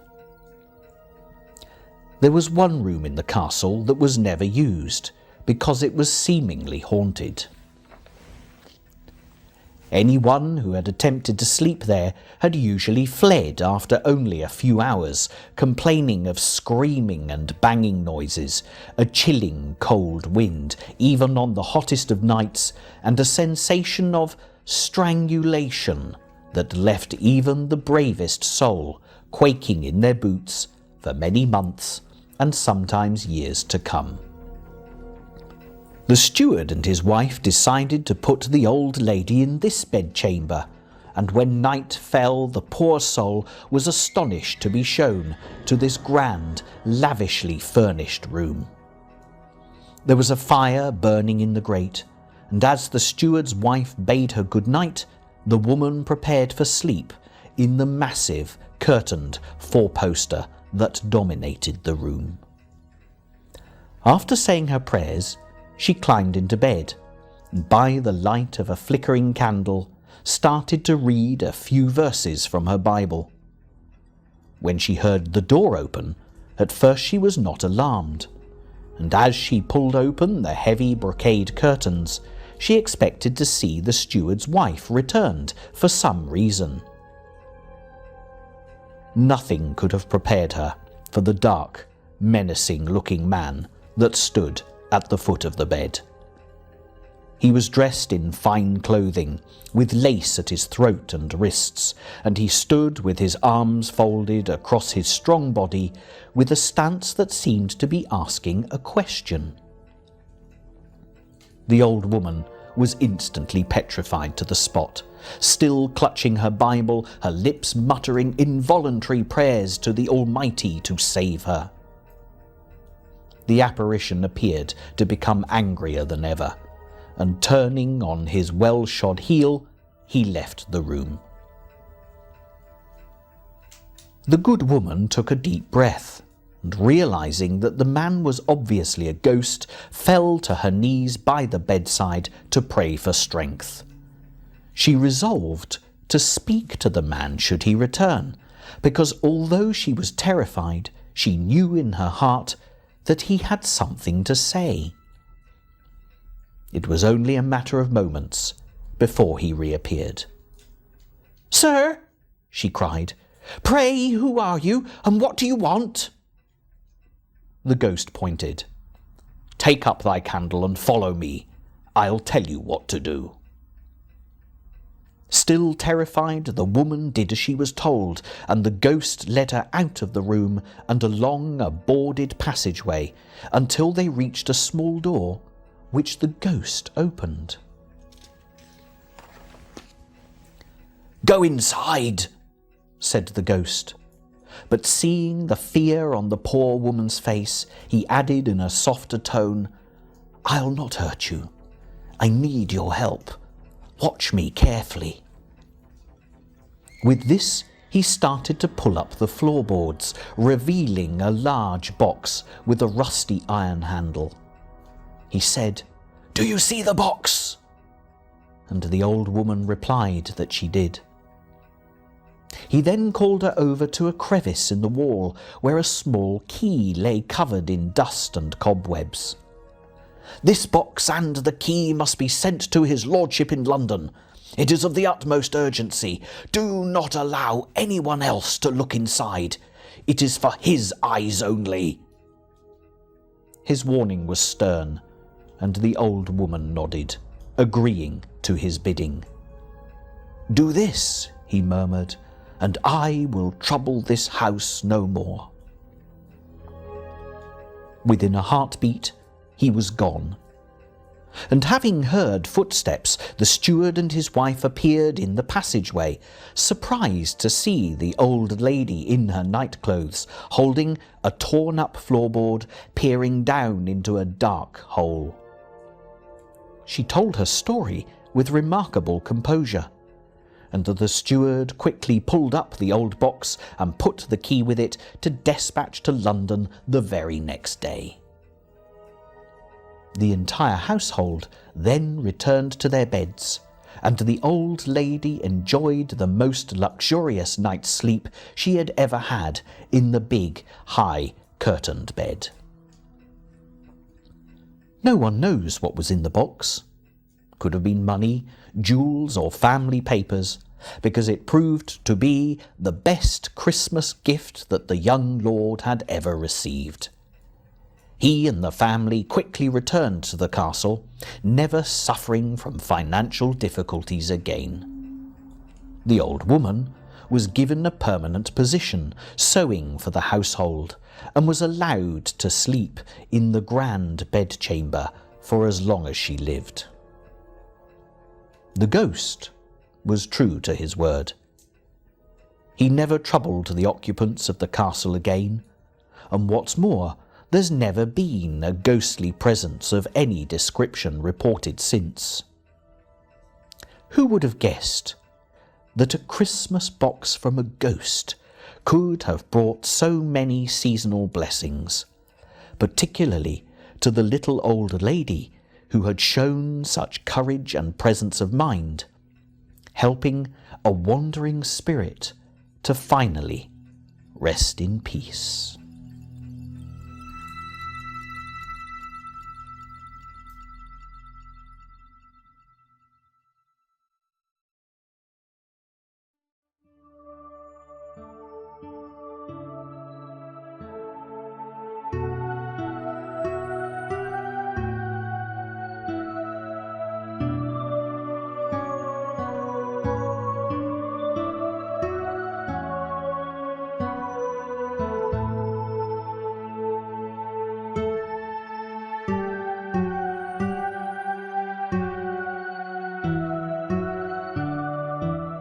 What could be more traditional at Christmas time than a nativity scene, complete with shepherds, wise men, a heavenly host, lowing cattle, donkeys, sheep, Mary and Joseph, and of course the baby Jesus in a manger. Even in an ever-changing multicultural society, celebrating the birth of Christ is a vital part of modern Christmas festivities, and perhaps the truest reminder of this being a time of peace on earth and goodwill to all men.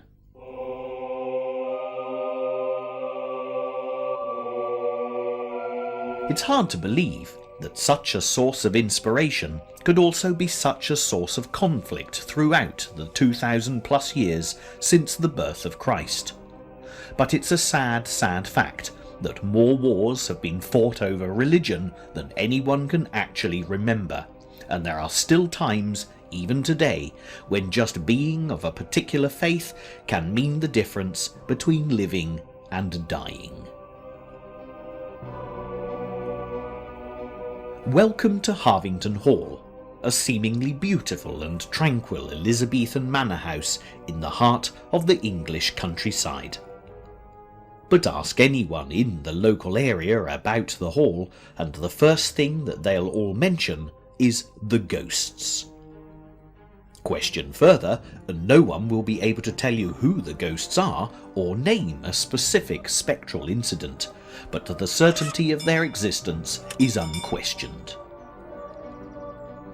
Step inside, and it's immediately evident that this is no ordinary house. It's steeped in mystery and full of priest holes from a time when being a Catholic was high treason and the penalty was death.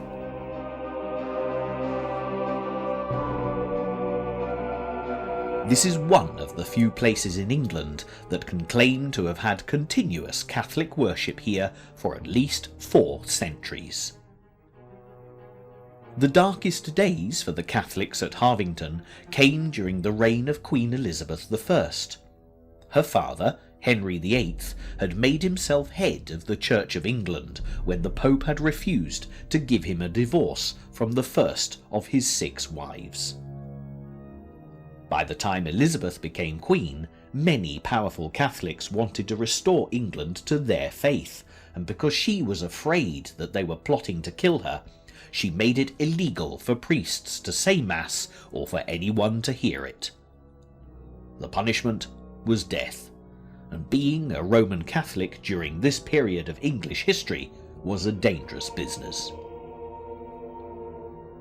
Humphrey Packington was in residence at Harvington during these troubled times. A devout Catholic, he employed the services of master priest hole builder Nicholas Owen to create some of the most remarkable hiding places to offer sanctuary to travelling priests. This priest hole is in the withdrawing room, and to really understand what it was like to be shut away in a hide, sometimes for days or even weeks at a time, you need to know what would have happened to any priest who got caught. It also goes some way to explaining why there's such an atmosphere of suspense throughout this house. There's a popular children's nursery rhyme. Goosey, goosey gander, whither shall I wander, upstairs and downstairs, in my lady's chamber?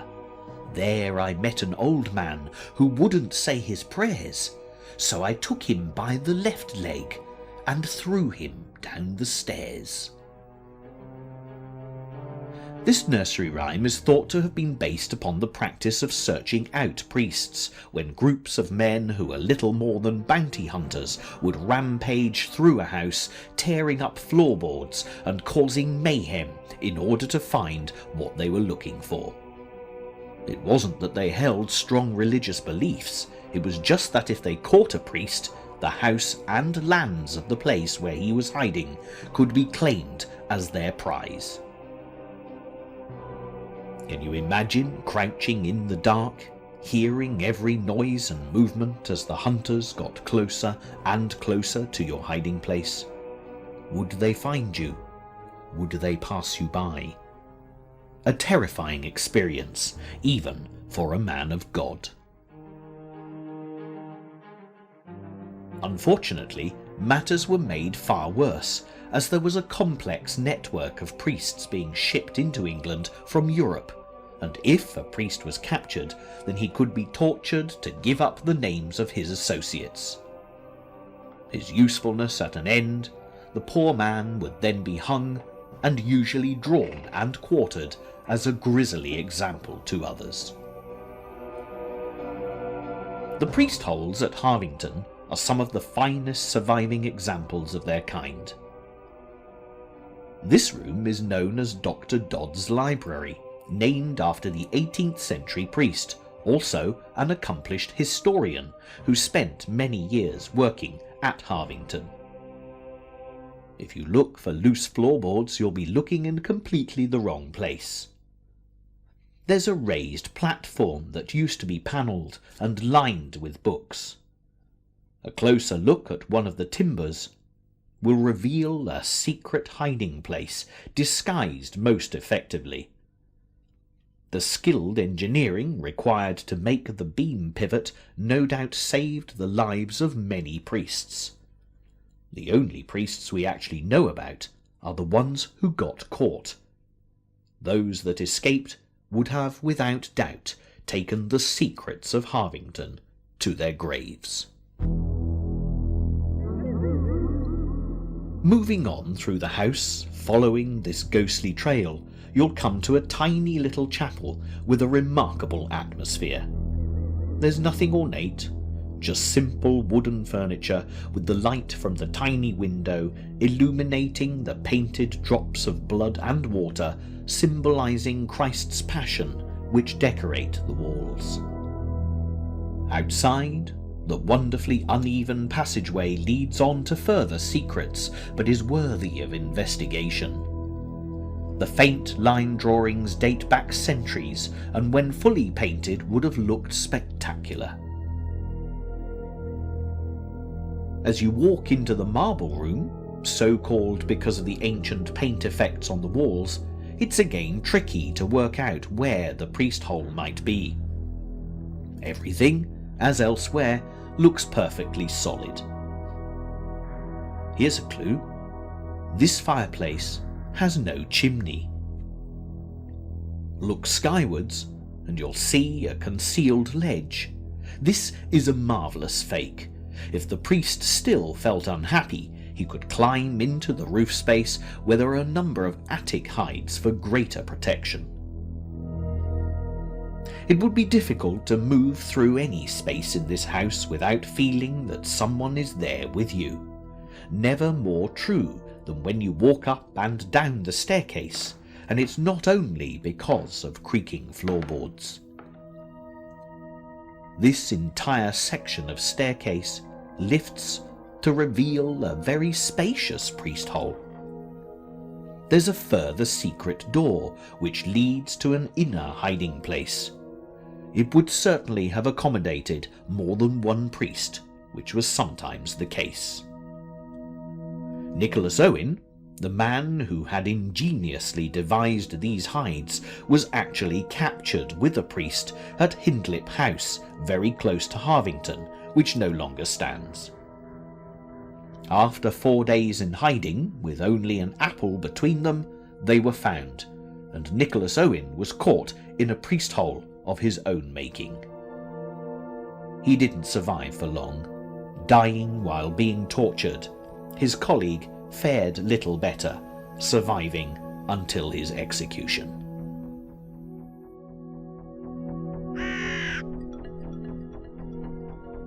Walking out of the house after our ghostly tour of Harvington Hall, the beautiful gardens feel remarkably peaceful. But beware, there's a very different type of ghost that occasionally appears here.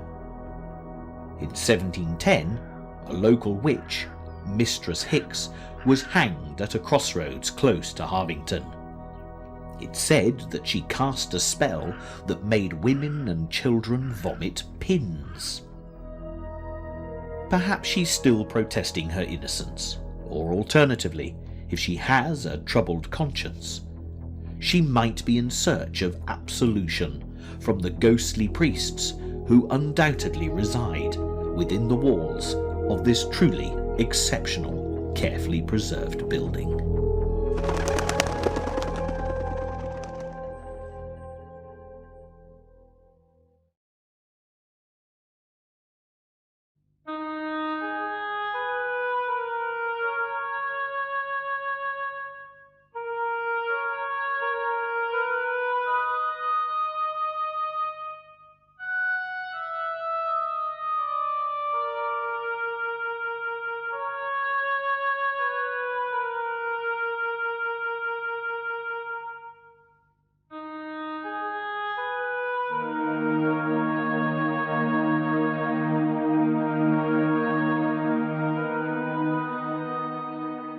There is no author more associated with Christmas than Charles Dickens. Whether it be his evocative descriptions of families and friends gathered around the glowing fire to celebrate the seasonal festivities, or his great ghostly Christmas Carol, where timeless spirits teach a mean old miser the true meaning of Christmas. The story of Ebenezer Scrooge proved to be incredibly popular, and Dickens began a tradition of publishing a ghost story each Christmas. The tales tend not to be as well known as his major works, but The Haunted Man and Number 1 Branch Line The Signalman are well worth looking out for, and of course, where Dickens led, others followed, with many of his contemporaries also writing Christmas ghost stories which the Victorians were very partial to. Not surprising then that stories of the ghost of Charles Dickens have grown over the years, but in quite unexpected places. Rather than walking the lofty streets of London or amongst the hushed worshippers at Westminster Abbey where he's actually buried, his spirit seems to prefer the ancient Medway town of Rochester and the surrounding area where Dickens lived for much of his life. In his later years, Dickens was rich and successful, arguably the most successful English writer of all time. But he never forgot what it had been like to be poor, especially as a child, and some of his greatest works, including David Copperfield and Great Expectations, contain a bleak picture of his early life. The fact that he wrote about his personal experiences makes it possible to track down many of the actual locations that inspired him, and for anyone on the trail of Charles Dickens' ghost, a closer look at the events that marked the great author's childhood will prove to be very revealing. When Charles Dickens was 5 years old, his father found work in the Navy Pay Office at the Royal Dockyard at Chatham. The family moved into what was then number 2 Ordnance Terrace, where they spent 5 relatively happy years. Next door, Charles had a great friend who is thought to have been the model for James Steerforth in David Copperfield, and many of his larger-than-life characters can be traced back to this time. The Dickens family lived constantly on the verge of financial ruin and were forced to move to the more frugal 18 St Mary's Place, Chatham in 1821. Although they struggled on for a few more years, with Charles at least getting a little schooling, disaster struck in 1824. Charles's father was arrested for debt and sent to the Marshalsea, a notorious debtor's prison, with Mrs. Dickens and the children going with him. Charles was sent to work at a blacking factory, and the humiliation and despair that he felt, even at such a young age, was a memory that was never to leave him. The story is well told in David Copperfield, with his wonderful character Mr. Micawber, based fondly upon Dickens's own financially embarrassed father, giving these very wise words of advice. Annual income, £20. Annual expenditure, 19, and 6. Result, happiness. Annual income, £20. Annual expenditure, £20 ought and 6. Result, misery. What happened next was truly the stuff of storybooks. A timely legacy came to the rescue of the Dickens family. His father was able to leave prison, and Charles was able to return to his studies at a school in Hampstead. For young Charles Dickens, fortune had indeed smiled, and the streets of London quickly proved to be paved with gold. At the age of 15, he became a junior clerk in a solicitor's office, spending a brief time there before turning to journalism, although legal matters were to provide popular themes for many of his novels. He soon progressed, and as a successful writer, married Catherine Hogarth in 1836, returning to the Rochester area for his honeymoon. It was the year that the Pickwick Papers first appeared, and his fortunes rapidly improved yet again. Oliver Twist and Nicholas Nickleby quickly followed, with A Christmas Carol published in 1843. And by 1850, Dickens had reached the height of his literary fame, with the publication of his own favourite, David Copperfield. Dickens never actually claimed this to be his greatest novel, but he did say that it was the one that he liked best. As a child, Charles Dickens had been fascinated by a house that he loved to walk past high up on Higham Hill. It was close to Rochester, and he and his father would stop outside Gad's Hill Place and dream of what life would be like in such a grand house, with plenty of money and servants to do your every bidding. It was a dream that came true for Charles Dickens, as he was able to fulfil this ambition, buying Gad's Hill in 1857. A friend gave him a Swiss chalet which he put up in the grounds, and it was where Dickens liked to work. Unfortunately, there was a busy road between Gad's Hill Place and the peaceful chalet, so Dickens built a tunnel so he could reach his destination with no disturbance. The tunnel can still be seen to this day, and the chalet has been preserved in the gardens of the Dickens Centre in Rochester. Gad's Hill Place was the only house that Charles Dickens ever owned, and he remained there until his death in 1870. The house is today a school, and although there is a strong Dickensian atmosphere, the reported sightings of the great man's ghost actually centre around the town of Rochester. Rochester has a castle that is one of the best preserved Norman fortresses in England. Also, the beautiful cathedral is predominantly Norman, marking the rich historical significance of this remarkable town.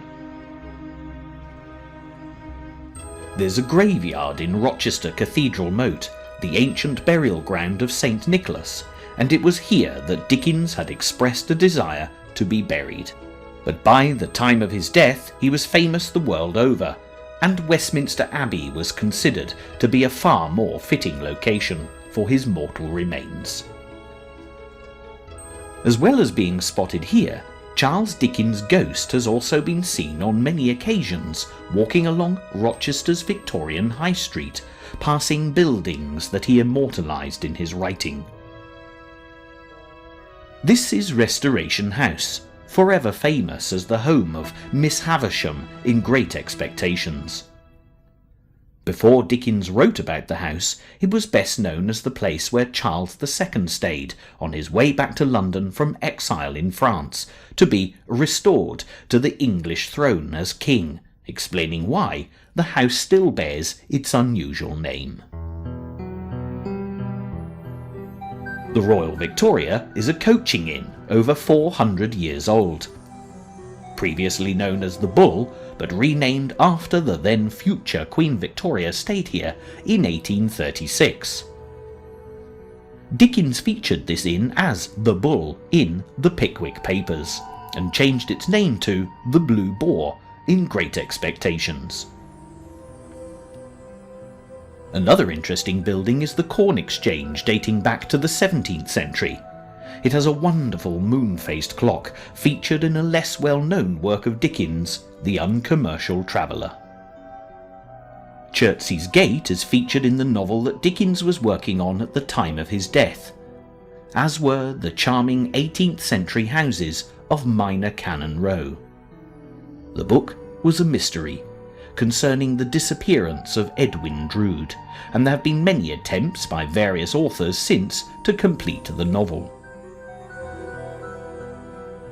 On the very day that Charles Dickens died, quite suddenly from a stroke, he was seen staring through the gates of Restoration House, perhaps looking for inspiration yet again to finish The Mysteries of Edwin Drood. Who can guess what Dickens had in store for Edwin Drood? The character had disappeared, and was presumed murdered when the story was left unfinished. Undoubtedly there would have been an ingenious twist in the tale, but one thing's for certain: unless his ghost ever decides to speak, nobody will ever know.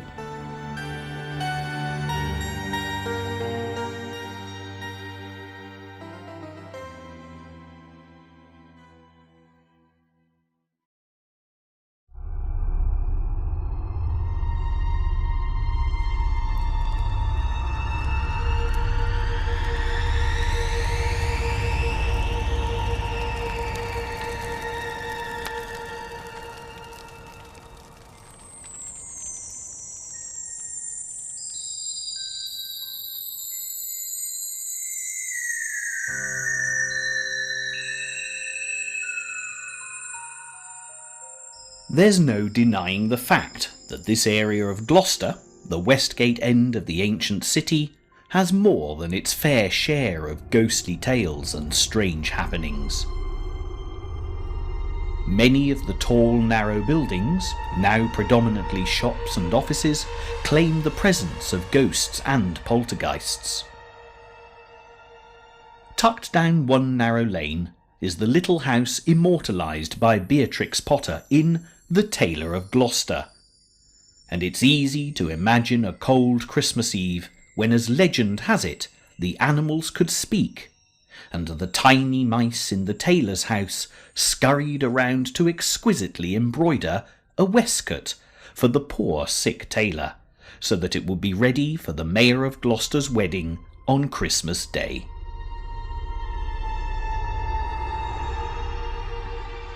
This beautiful old church, just off Westgate Street, St Mary de Lode, also has a Christmas tale to tell.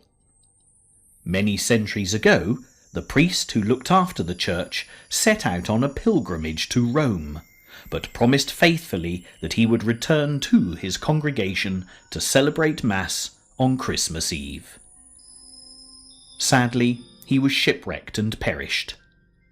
But on Christmas Eve, a gale swept through the church, returning the ghost of the priest to keep his word. For many years, his restless form was often seen in the church, particularly at Christmas time.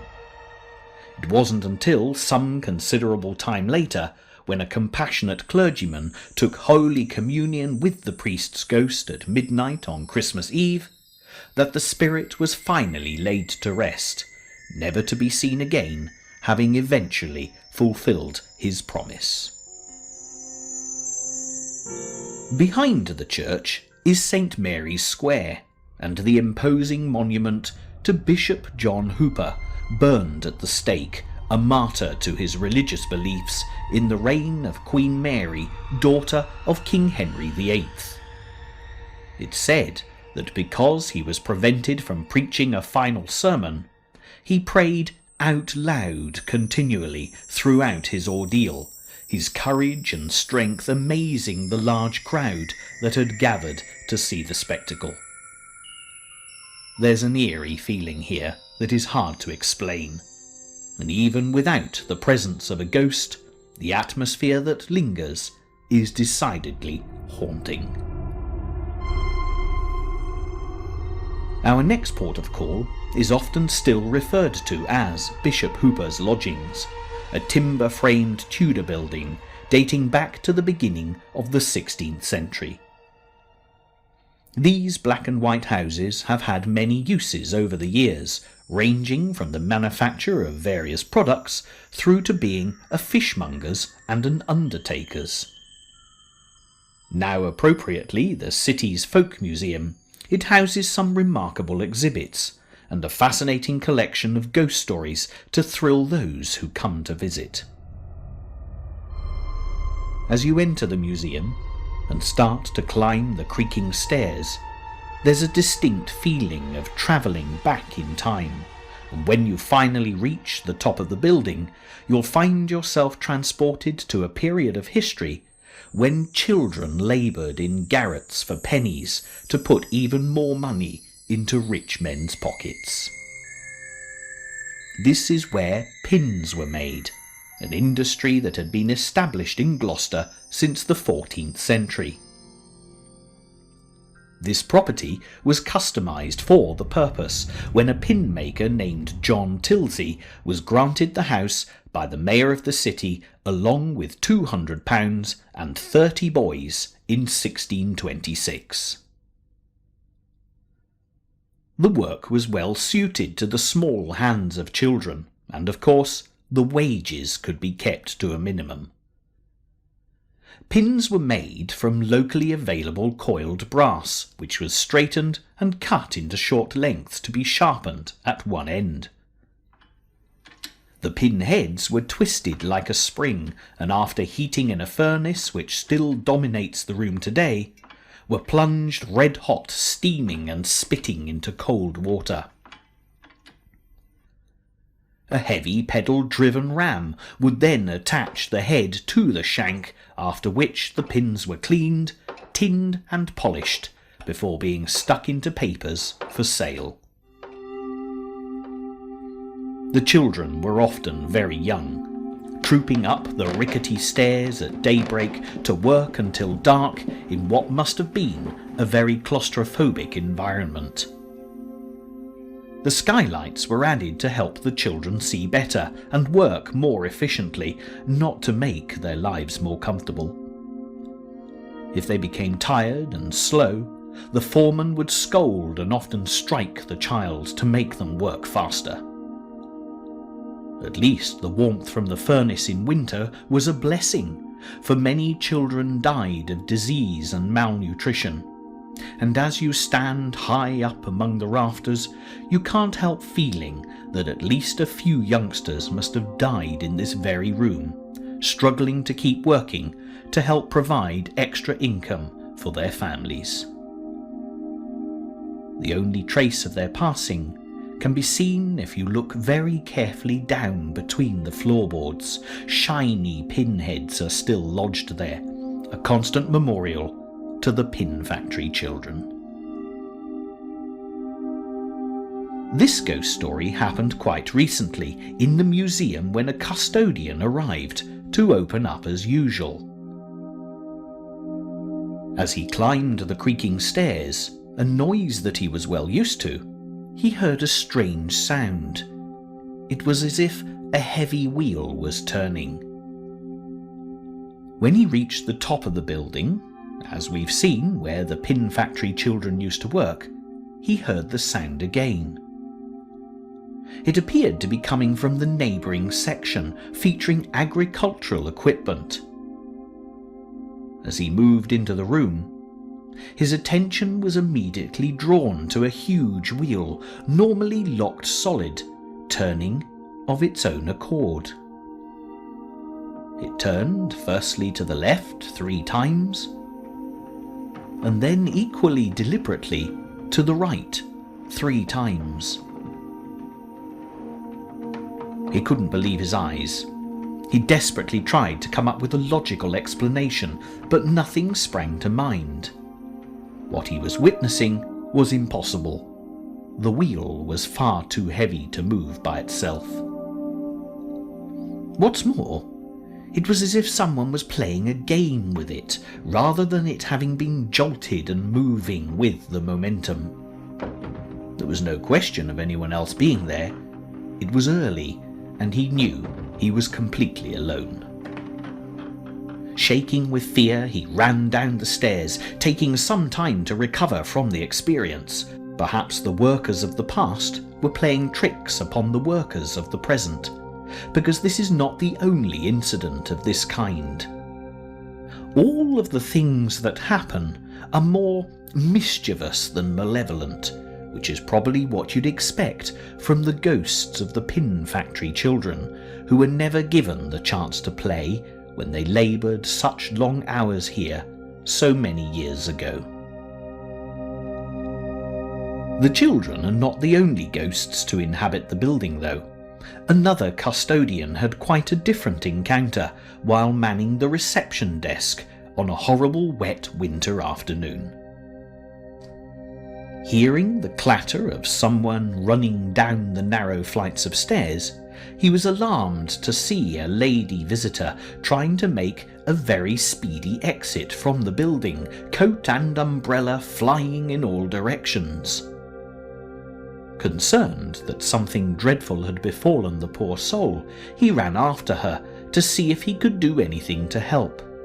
As she gasped to get her breath back, she told him that she'd seen a ghost, a man dressed as a woman. Despite his pleas for more details, the lady ran off into the dusky evening, and the young man was left wondering if the ghost might have been a monk. This part of Gloucester is, after all, dominated by the magnificent cathedral where so much history has taken place throughout the ages, which may go some way to accounting for the incredible atmosphere the Westcott end of the city is now famous for, even if such mysterious happenings as we've heard about today can never be truly explained.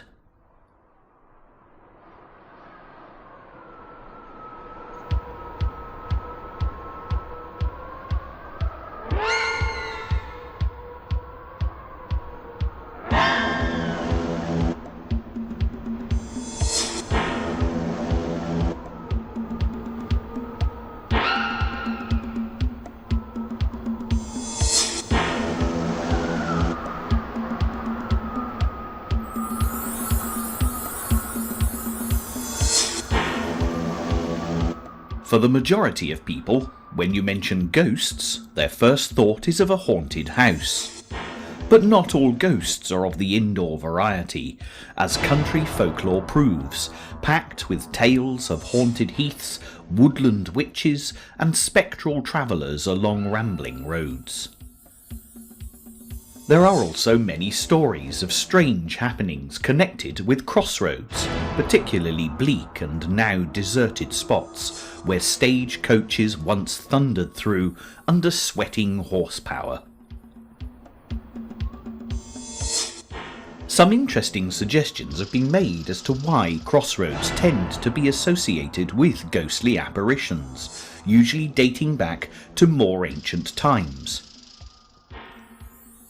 It was the practice of many rural communities to bury murderers, witches and people who had committed suicide at crossroads, thrusting a wooden stake through the body to prevent any spirits from wandering. However, the more likely explanation, and certainly the reason behind the ghostly tales we're about to look at, is the fact that crossroads were often places of execution. Notorious highwaymen and other miscreants were hung from crossroads gallows and gibbets to discourage others from such criminal activities, and to this day it is only the brave that ever stop at these crossroads after nightfall. It's been many years since anyone was executed at this crossroads, a no-man's land where cattle tracks met stagecoach routes centuries ago.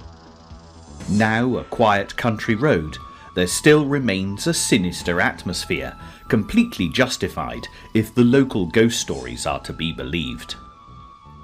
Hidden away, down in these woods, there used to stand a stone cottage where a hangman once lived with his son.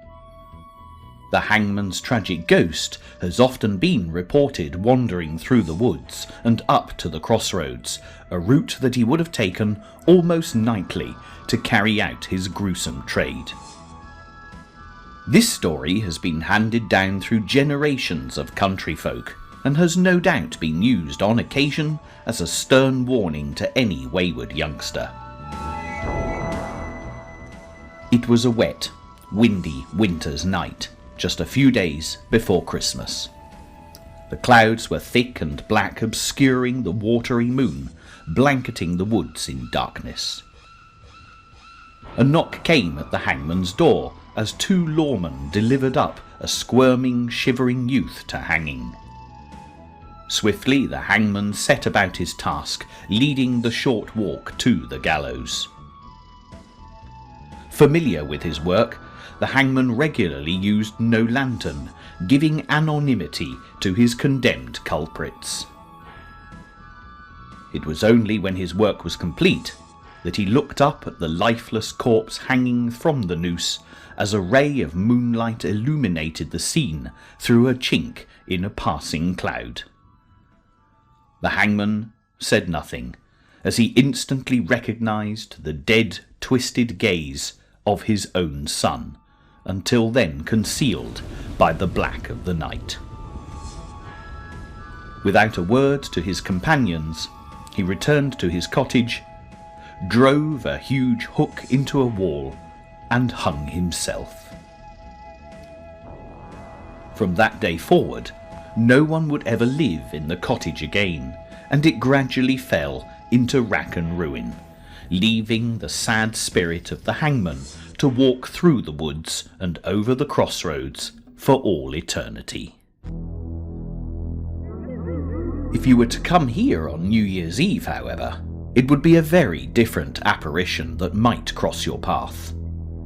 There was once a terrible stagecoach accident here, and the ghostly form of a phantom silver-grey coach and horses has been reported charging past the crossroads on the stroke of midnight. The noise is, by every account, blood-curdling as harnesses snap, passengers scream, and horses cry out in terror as they hurtle to their deaths.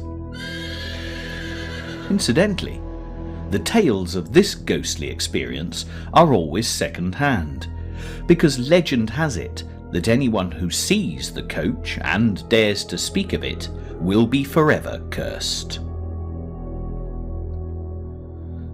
Who knows whether there is any truth in the story, but one thing's for certain: there are few people who would choose to miss out on New Year's Eve festivities to stand shivering upon this bleak stretch of heathland to wait for a phantom coach to arrive. This next crossroads is again set high upon risen ground, where a number of roads meet, which centuries ago made it an ideal location for gallows and gibbets to serve as a deterrent. It was the place of execution for Tom Long, a famous highwayman whose cries of "Stand and deliver!"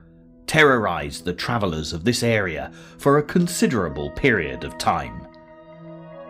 In recent years, a family were picnicking close by, as this has now become a very popular local beauty spot.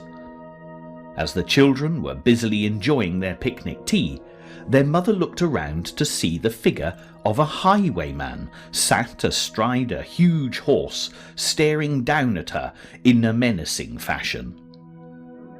Concerned for the safety of her children, she turned back, ready to protect them, but they were oblivious to any danger, having seen nothing, and as she glanced back over her shoulder, the vision had disappeared. This could well have been the ghost of Tom Long, who not only materialises here, at the place where he is said to have died, but also along many of the roads that proved so lucrative during his lifetime. Stories of highwaymen always prove popular, full of romance, fueling the modern-day imagination, and perhaps this accounts for the endurance of the legend of Tom Long, which has become so much a part of regional folk history, encouraged by each new generation of storyteller, making this a ghostly tale that will never be allowed to die.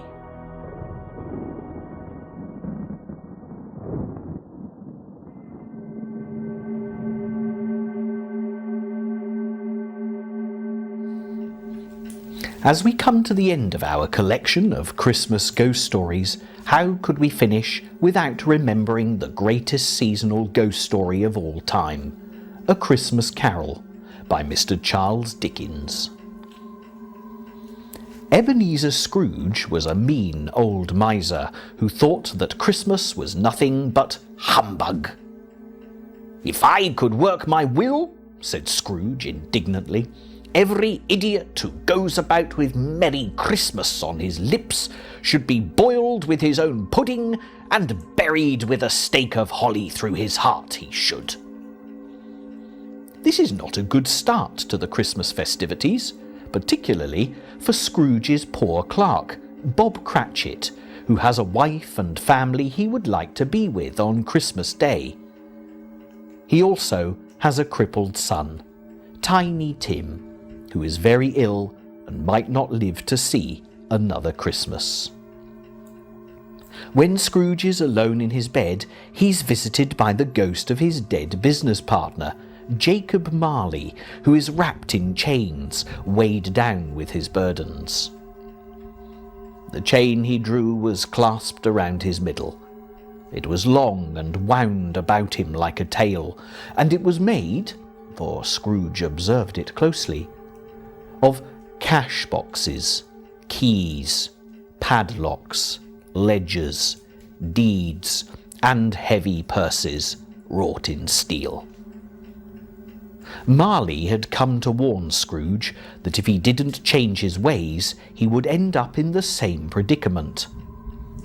3 spirits then visit Scrooge, the ghosts of Christmas past, present, and future, who show him what he must do to save himself and others around him. The first spirit appeared like a child, dressed in white, carrying fresh green holly. "Who and what are you?" Scrooge demanded. "I am the ghost of Christmas past." "Long past?" inquired Scrooge, observant of its dwarfish stature. "No, your past." The ghost takes Scrooge back to when he was a boy and reminds him of how he lost out on love. "Spirit," said Scrooge in a broken voice, "remove me from this place." "I told you these were shadows of the things that have been," said the ghost, "that they are what they are. Do not blame me." "Remove me!" Scrooge exclaimed. "I cannot bear it." The second ghost is the spirit of Christmas present, who takes Scrooge to see Christmas at Bob Cratchit's house, where Tiny Tim is failing fast. He sat very close to his father's side, upon his little stool. Bob held his withered little hand in his, as if he loved the child, and wished to keep him by his side, and dreaded that he might be taken from him. "Spirit," said Scrooge, with an interest he had never felt before, "tell me if Tiny Tim will live." "I see a vacant seat," replied the ghost, "in the poor chimney corner, and a crutch without an owner, carefully preserved. If these shadows remain unaltered by the future, the child will die." "No, no," said Scrooge. "Oh, no, kind spirit, say he'll be spared." A definite change of heart for Mr. Ebenezer Scrooge, and by the time the ghost of Christmas yet to come arrived to take Scrooge to see his own grave, the old miser is resolved to change his ways. He immediately sets out to make amends to all, and especially to his faithful servant, Bob Cratchit, hoping against hope that he will be in time to save Tiny Tim. "A Merry Christmas, Bob!" said Scrooge with an earnestness that could not be mistaken, as he clapped him on the back. "A merrier Christmas, Bob, my good fellow, than I have given you for many a year. I'll raise your salary, and endeavour to assist your struggling family." Scrooge was better than his word. He did it all, and infinitely more. And to Tiny Tim, who did not die, he was a second father.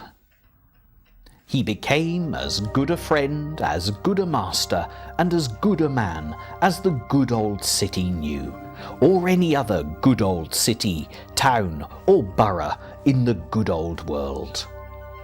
He had no further intercourse with spirits, but lived upon the total abstinence principle ever afterwards. And it was always said of him that he knew how to keep Christmas well, if any man alive possessed the knowledge. May that be truly said of us, and all of us. And so, as Tiny Tim observed, God bless us, everyone.